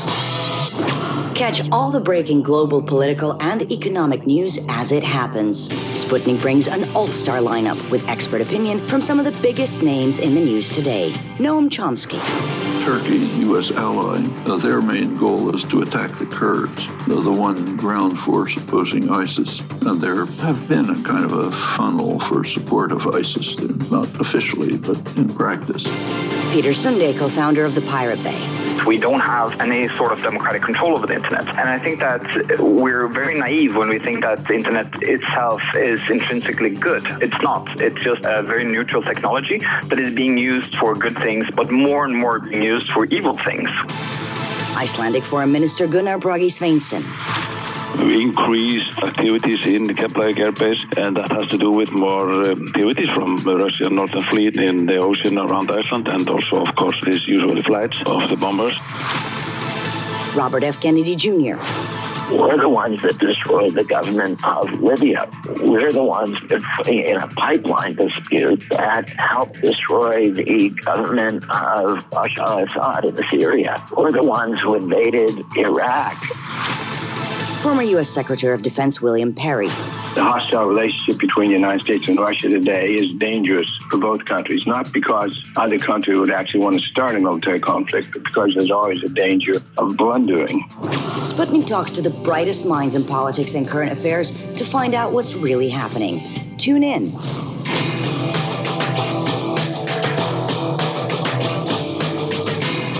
Fault Lines. We're back. You're listening to Fault Lines with Thomas and Stranahan. We're joined by Ted Rall for this segment and the next. Ted Rall is a political cartoonist and syndicated columnist. And Ted, how are you doing this morning? Still a little shocked by last night's debate, but good. How about you? Good. I'm also shocked. I'll admit, I was sitting there with my family watching it with popcorn. The younger kids left at a certain point, and at the end, it was just me and my brother, a 19-year-old brother, sitting there slack-jawed, wondering what we just watched. It was fiery. That's a word I see getting thrown around a lot. Disastrous is the word that I'm using. What's your take, Ted? Well, my take is, as usual, not exactly alongside conventional wisdom. I think it was a bad night for Joe Biden, not really a bad night for Donald Trump.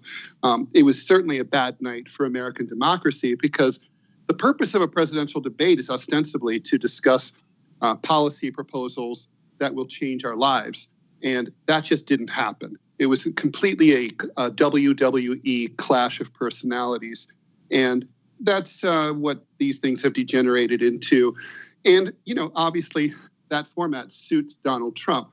He showed up wanting to drive a stick into the bicycle tires of Joe Biden so that he wouldn't be able to hear himself think.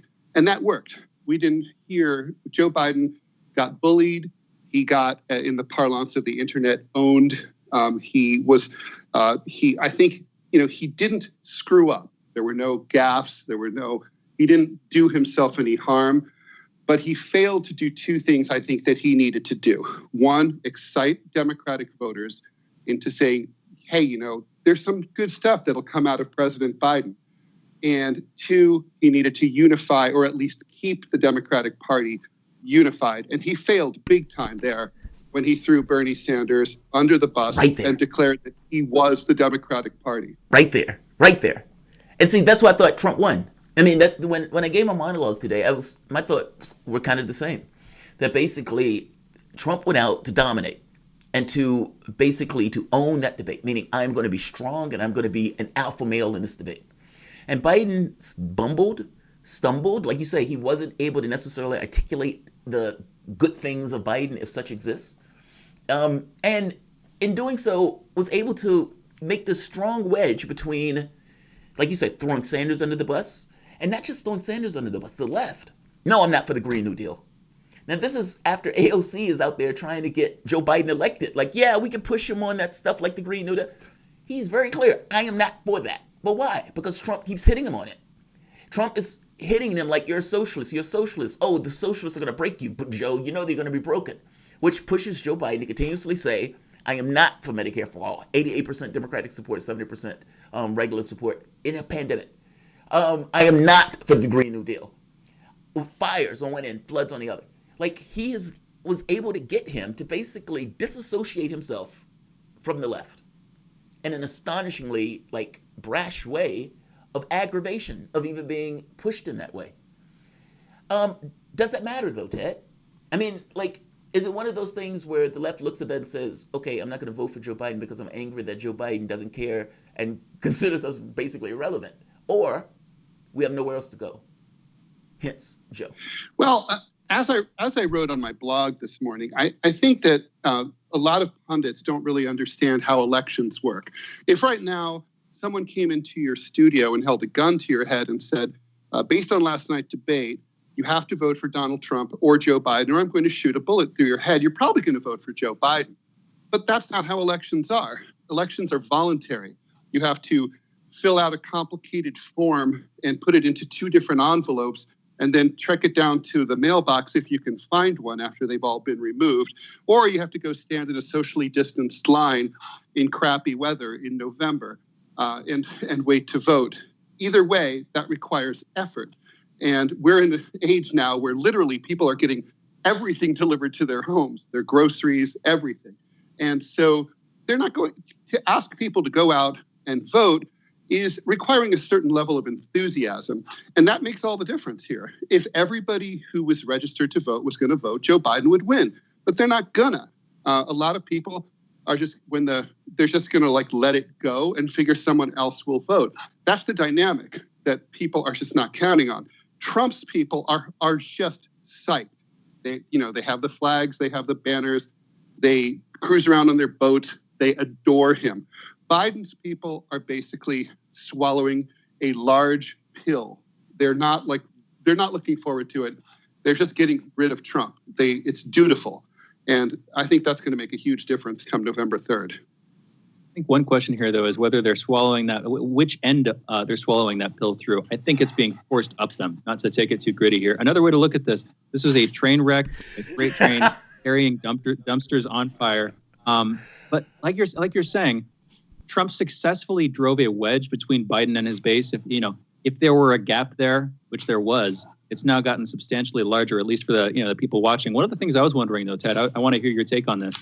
Do you think that for a lot of people, I don't know that they would have heard gaffes? You said, actually, real quick, you said you didn't hear gaffes during the debate last night. From the beginning, I heard Biden stumbling over himself. I heard him mispronouncing words, repeating words, talking, if you remember the bit about the Supreme Court, and he was talking about how, your vote on the ballot in the Supreme Court, and he had to correct himself, and Trump was going after him on that. I guess where I'm going here is, for a lot of people listening to the debate, if you're voting for Biden, this might have been the first time you heard Biden make a string of gaffes like that. You might not be in our crowd, and we've passed around videos and audio clips over recent months with those gaffes. For people who are hearing this for the first time, assuming you agree that those existed, how do you think that'll change their impression of Biden?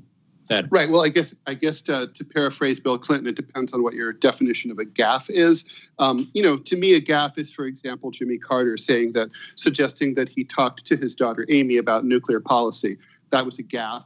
The thing about Joe Biden is he just displays a lack of mental acuity when he speaks. He says the opposite of what he means. He stumbles over his words.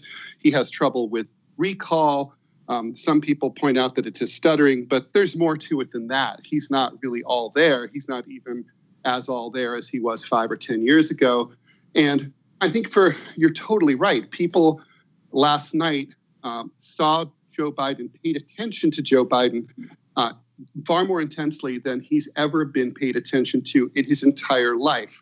And that includes 47 years in Washington, and it includes the entire sort of non-campaign that we've seen this year. I think people looked at that and, they couldn't possibly have felt assured by what they saw. Trump knew that it was about projecting strength, and Biden did not project strength. He kind of neither took the high road nor the low road, and that was a big mistake. He could have stayed high and just sort of, it been exacerbated and pronounced himself confused by why Donald Trump wouldn't follow the rules and kept interrupting. Or he could get into the gutter and mix it up with Trump, but he didn't do sort of either one. And he sort of tried to play it both ways. And I think it really didn't work. Yeah, I'm curious about the next two debates and how he's going to accommodate that. Because, when Obama was debating Romney in that very first debate, Romney just lied profusely. And Obama seemed confused by the fact that Romney was lying.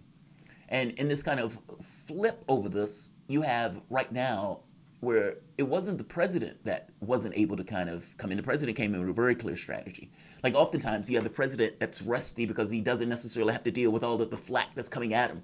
But in this, Trump's people made a point. Trump deals with flack constantly. In every situation that Donald Trump is in, he has a hostile interview where the person is going after him. Even when he was interviewed by Chris Wallace, that ended up in a hostile interview, even though it was on Fox News, safe space, supposedly. And so there's a point to be made that, Trump is used to this. And so when he steps into that arena, he steps in as a practice, get hit in the face guy. Whereas Biden, not so much. If you think about it, the media has protected Biden this entire time, even through the primaries. If Biden got half the flack that Sanders got, Biden would not exist right now in this election. Think about the lying about civil rights. Think about the lying about South Africa. None of those things were things that the media called Joe Biden on. The lying or the pleasurizing of the speeches, or even the elements of his story, meaning of his platform, that was just plagiarized from other people's platforms. So it's like the media gave him a gentle hand in this. And honestly, this is one of the first times he had to deal with opposition and direct opposition. And he gets flustered. He gets angry, not just flustered, angry, visibly angry. Because Trump, his plan seemed to be enacted from the standpoint of Trump, meaning it seemed to be a political plan to go after Joe Biden. Biden's standpoint, he seemed flustered. He seems angry, belligerent. He was at one point calling him a clown, not even having just the basic respect in regards to back and forth. And look, I understand Trump is going after him, and he's a person, and he's getting flustered in this. But we've seen this level of anger from Joe Biden over the course of the primary, even when it wasn't necessarily mandated. I agree with you. I think he looked bad in this debate. I think people could say, look, both of them look bad. But I think specifically, I don't think Biden got what he needed out of it. But look, Biden only needed to be neutral. But I think between the disassociation with his base, between the anger that seemed to come out, that didn't seem to be political planning, it just seemed to be anger. Like it hit him, like it got to him. It went beyond the skin and went into the person, where the person just became angry, that went beyond the just basic politics of it all. No, I thought Biden looked bad. And this is just me watching the debate. I asked my wife, hey, you want to watch it? She says, yeah, no.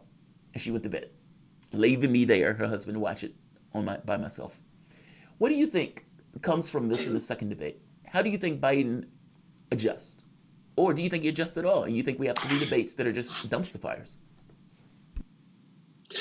Honestly, I don't think Joe Biden can do any better than he did yesterday. We saw the best Joe Biden that there is. I was kind of wondering aloud yesterday whether we were going to see honey badger Biden, who shoves voters and talks about dog-faced pony soldiers, or Sleepy Joe. And we got closer to Sleepy Joe, but I think what he needed to be was more like honey badger. I think Democrats have been polling the public, and they're kind of missing the point. They know that Americans care about health care. Obviously, we're in the middle of a pandemic, and that they want to hold the president responsible for COVID-19, which, again, they should and can. But they're missing the point that this is also, the American presidency is a casting call where a projection of strength is very important. And I don't think Biden has, frankly, the physical or the mental stamina at this point to hold his own. I mean, frankly, I wouldn't hire him for any job at all, much less president of the United States. And I think the American people are going to have their doubts. I think what makes it awkward, there's this German word, Freundschamen, which is the awkward feeling you get when you see someone being made a fool of or making a fool out of themselves. And I was just suffering Freundschamen in a big way, because I just thought, this guy, he seems like he should just be enjoying his grandchildren. Aren't Germans magnificent? Wait, we have to take a break. Let's take a break, Ted. And we'll come back to that. God, I love Germans. They have a word for everything. You guys are listening to Fault Lines with Thomas and Stranahan, and we will be back in a moment.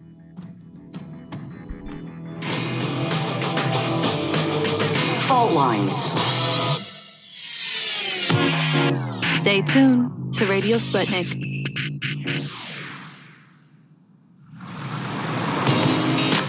Are you bored? Are you lonely? Do you need a hug? Well, we can't give you that, but we can keep you up to date on Radio Sputnik.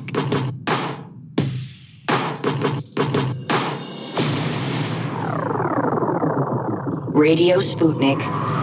We speak your language. Find us at SputnikNews.com. Fault Lines. And we're back. You're listening to Fault Lines with Jamarl Thomas and Shane Stranahan. We're joined by our guest, Ted Rall, political cartoonist and syndicated columnist. Ted, as we closed out, you used an obscure German word I didn't know, Freundschamen. It brought immediately to mind an alternative German word that I do know and that does successfully evoke my feelings, Hintergedanken, which is that, that sensation of, actually, you know what? It's this lingering thought, this thing in the back of your mind. The word that I was actually going for, sorry, I don't know German, Schadenfreude. Yeah, I think you were going for Schadenfreude. I didn't know the other word. Exactly, I thought you said Schadenfreude. Much more. Hintergedanken is a much less known word than Schadenfreude, and frankly, I shouldn't know any of these words because I don't speak German. But Schadenfreude, the feeling of pleasure at seeing somebody else go through pain. I have to admit, there was quite a bit of that here with Biden, and even with Trump, sadly, from the beginning with Trump going up against Chris Wallace. On that note, actually, I want to sort of pivot on that, ask you what you think. Going into the next debates, Trump is very, very clearly setting himself up as an aggressive opponent, not just to Biden, not just to his, presidential rival here, but also with the debate moderators themselves. This is in line, of course, with the media. I'm guessing this is going to play out in the next couple of debates, assuming they go forward as planned. What else do you think is going to happen? What patterns that we saw last night do you think we're going to see again in coming debates? And what do you think might change on both Biden's and Trump's end? Ted? Well, Trump's not going to change. I think Trump feels like he had a good night. He's not going to care what liberal-leaning media has to say. The Biden people probably also feel that they had a good night, with the CNN instant poll saying that 60% to 28% people felt that Biden had won. So I imagine we're going to sort of see a repeat. Often when we see these series of presidential debates, we keep expecting each one to assume a different tenor. But they rarely do, unless the format is radically different. Like, for example, if you go to a town hall format or sitting at a desk format and in a discussion format. But as long as the format's similar, I think it's going to be basically more of the same, unfortunately. I don't think these two guys, look, they're two very old guys who are very set in their ways. I just don't see suddenly Joe Biden becoming incredibly articulate or Trump becoming a policy wonk. It's just not. That's just not going to happen. Ted, I find this incredibly sad. There are real things that need to get done, and politics. I know Shane likes to say when it puts up to the federal level, you have this almost. It's almost a separate thing. It's almost in this kind of ephemeral or this mental plane almost. You're disconnected from it from the standpoint of the public itself. And that's what we saw.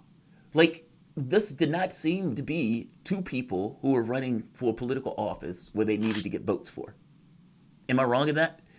It really did seem like the American public for God's sake, when you look back at those old speeches of FDR during the Great Depression, and there's nothing to fear but fear itself. Most people probably don't even know where that saying came from. It came from FDR when he was talking about the Great Depression. He was talking about all those people in bread lines and everything else. That's what we have now. And you have that on a order of magnitude more. And you get that as a debate. And you get the Democratic and Republican pageants as supposedly platforms to get across what they were gonna do for the public, or what they were going to try to deal with the crisis of the public. It was an afterthought. Now, my argument to people when I tell them that the reason these guys look at you as an afterthought is because the reasons that people are voting are not for affirmative interests. It's usually and often against the other person. Now, Trump has been able to get a group of people who say, yes, we're pro-Trump. Trump can shoot somebody on the street and we'll be pro-Trump. We'll say, the guy, has some kind of provocation for Trump. But Biden's people are different. And like you say, they are doing this entirely against Trump, not for Biden. And I'm making the point that this is a sad state of politics, that it is almost impossible to get the policies that you want when you are in such a situation where you have zero leverage, where you are just hoping that this man saves your life, as opposed to holding this man accountable, which is really the job that you're supposed to have right now. And I don't see this getting better. Do you see this getting better, whether Trump or Biden wins, going forward? Has American politics just hit the gutter, where we're just on this kind of downward spiral? Or is this a fluke in the way that people talk about, we just need to get Trump out? Jamal, I suspect you know the answer to that question. Yes, I absolutely know the answer to that question. We're going. Look, it's the Roman Empire, and it's 474 AD, and the Visigoths are at the gates. The American Empire is going down the toilet. It's a system in beyond decline. It's in a state of full-fledged collapse, and the fact that the electoral political system is no longer even able to pretend that it tries to address issues of concern to the American people is a strong reflection of that. Jamal, as you point out, we're in the middle of an economic depression. We have a pandemic that is that seems poised to explode again, and that never went away. We have a crisis of faith. Think about it. We're in the middle of a pandemic, and people can't afford to see doctors because the system is geared up to protect insurance company profits. It's insane. And these are not subjects that are even discussed in a presidential debate. These guys are instead, you have Joe Biden making up defending Beau Biden against non-existent attacks from Donald Trump, and you have Donald Trump just interrupting Biden like a child, like a mean spouse in the middle of a divorce to make sure they can't talk. I mean, it's atrocious, and really the decision the American people should be making is not between these two idiots, but it should be about what kind of system we can create to replace this entire system. Ted, at the beginning of your response there, you brought up the Roman Empire. When Jamarl was talking, this phrase came back to mind. Bread and circuses. The Roman poet Juvenal would talk about these sort of means of appeasing and or distracting the public of the Roman Empire from the decline that was going on. What I saw last night was definitely a circus. What I'm worried about is that there's less and less bread going around, and I could even mean that literally. Food security is much more of an issue during the pandemic. Looking at some statistics right now, before the pandemic, more than 5 million children lived in homes experiencing food insecurity. During the pandemic, we've seen that rise dramatically, up to 13.9 million kids living in households characterized by food insecurity. Where the heck you brought up civil unrest earlier? Where does this leave the public? What do you think the public's response to this is going to be? Outside of electoral politics on the national level, where do you see the public going, Ted? Well, I mean, as a student of history, I have to think that this is going to lead to action in the streets because the system has completely broken down. But history also teaches us that things go on a lot longer than you think. And so you constantly have to, you might think like, well, people are desperate and revolution is at hand, but it definitely takes longer than you think. And we're just not there yet, but it's going to happen. I mean, the tinder is dry, the sparks are flying around, people are really angry. Something will set it off. We just don't know what it will be or where it will be. I would have thought you were in California with those comments about the tinder dry and the sparks flying. Well, that's a good example, too, of a problem that's not being resolved. I mean, you have, they say that Donald Trump is a science denialist. He is. But so is Joe Biden. I mean, he thinks that achieving zero carbon by 2050 is in accordance with science when all the climate scientists say that we should have taken radical action against carbon emissions decades ago. We're way out of time. It may be too late right now, but 2050 is way beyond too late. Well, not just that. I mean, even from the standpoint of him and the way he goes about, like the prison system thing. Joe Biden, I remember, made this argument that, look, I don't care how those people were brought up. I don't care what their situation was. And lock them away. Hang them high, Joe. Again, that's a science thing, too. Like, you can look and figure out what are the reasons that people are doing X or Y. And you can take a kind of a scientific approach to trying to resolve certain issues in your community. Joe Biden's approach to throw them in prison. Now, even the balanced budget stuff. I mean, like, that gets at this notion of not even understanding sovereign currency. But these are choices. I'm enamored by this. One thing, I was looking at the preferences among voters. There's this really interesting article out by 538 that goes into African-American voters, and there's another one dealing with Hispanics. Donald Trump is winning an outsized share of Hispanics as opposed to what Hillary Clinton did. Now, some of that might be from the Obama administration deporting so many, but they seem to not necessarily hate Trump, and there seems to be a larger share that's willing to give him the benefit of the doubt. Biden and African-American voters, older voters and white voters, love Joe Biden. And I know that sounds weird, but it's true. When you're looking at African-American voters, 18 to 29, there's a skew in regards to the youth generation versus the older generation. And we saw this, by the way, in the primary. When Sanders was running against Sanders, you had this thing where younger blacks was going for Sanders, older blacks was going for Biden, but you have more older blacks voting. 18 to 29, Donald Trump and Biden splits roughly with white voters. Black voters gives him roughly 80%. By the time you get, though, to 65 and older, it goes almost to over 90%. Meaning there's almost like a 20% or 15 or more percent skew between older and younger blacks. Now, the catch becomes, what does this mean for the Democratic Party going forward? Because that's not good news if you started to lose a segment of your most loyal of bases. What do you think, Ted? Is this something that it's going to come to a crisis point at some point? Meaning you can't keep going in this way, losing these constituencies and expect to remain a major party.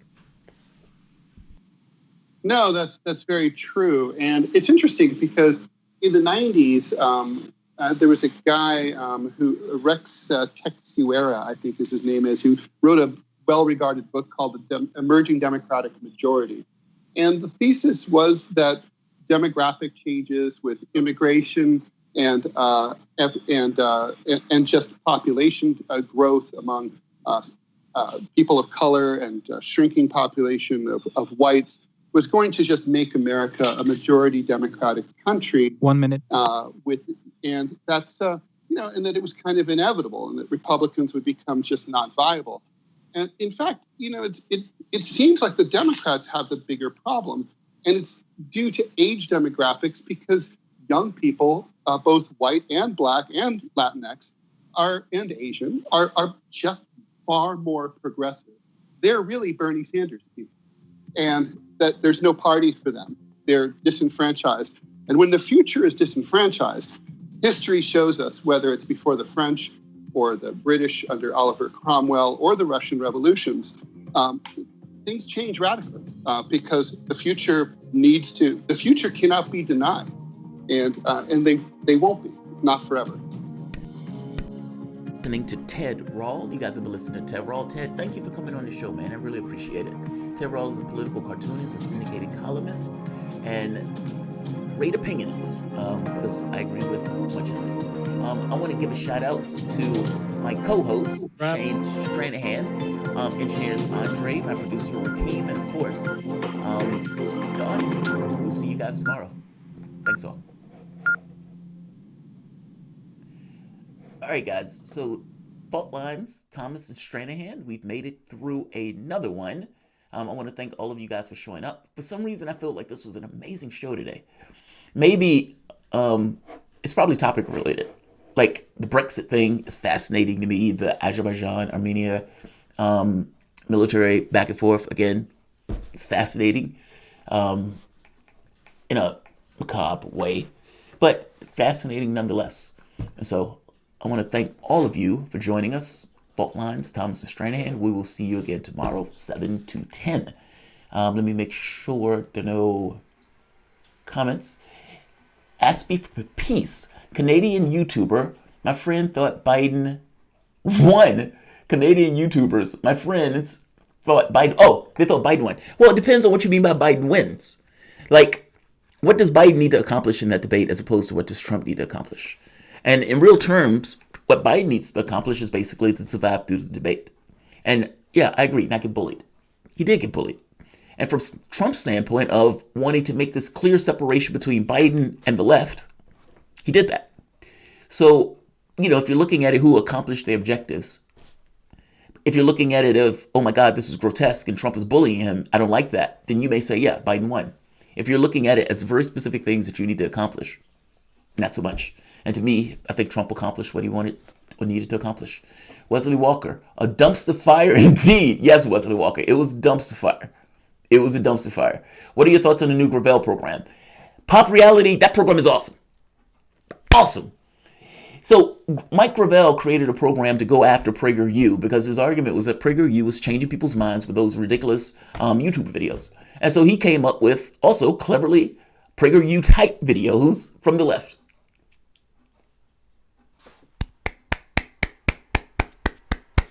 Nothing but applause. All right, guys, I'm going to end this here. I'm going to say like, share, subscribe, and I'm going to give a shout out to all of the guests on the show today. Like I said, I thought it was a damn good show. So, thanks all. I see you guys.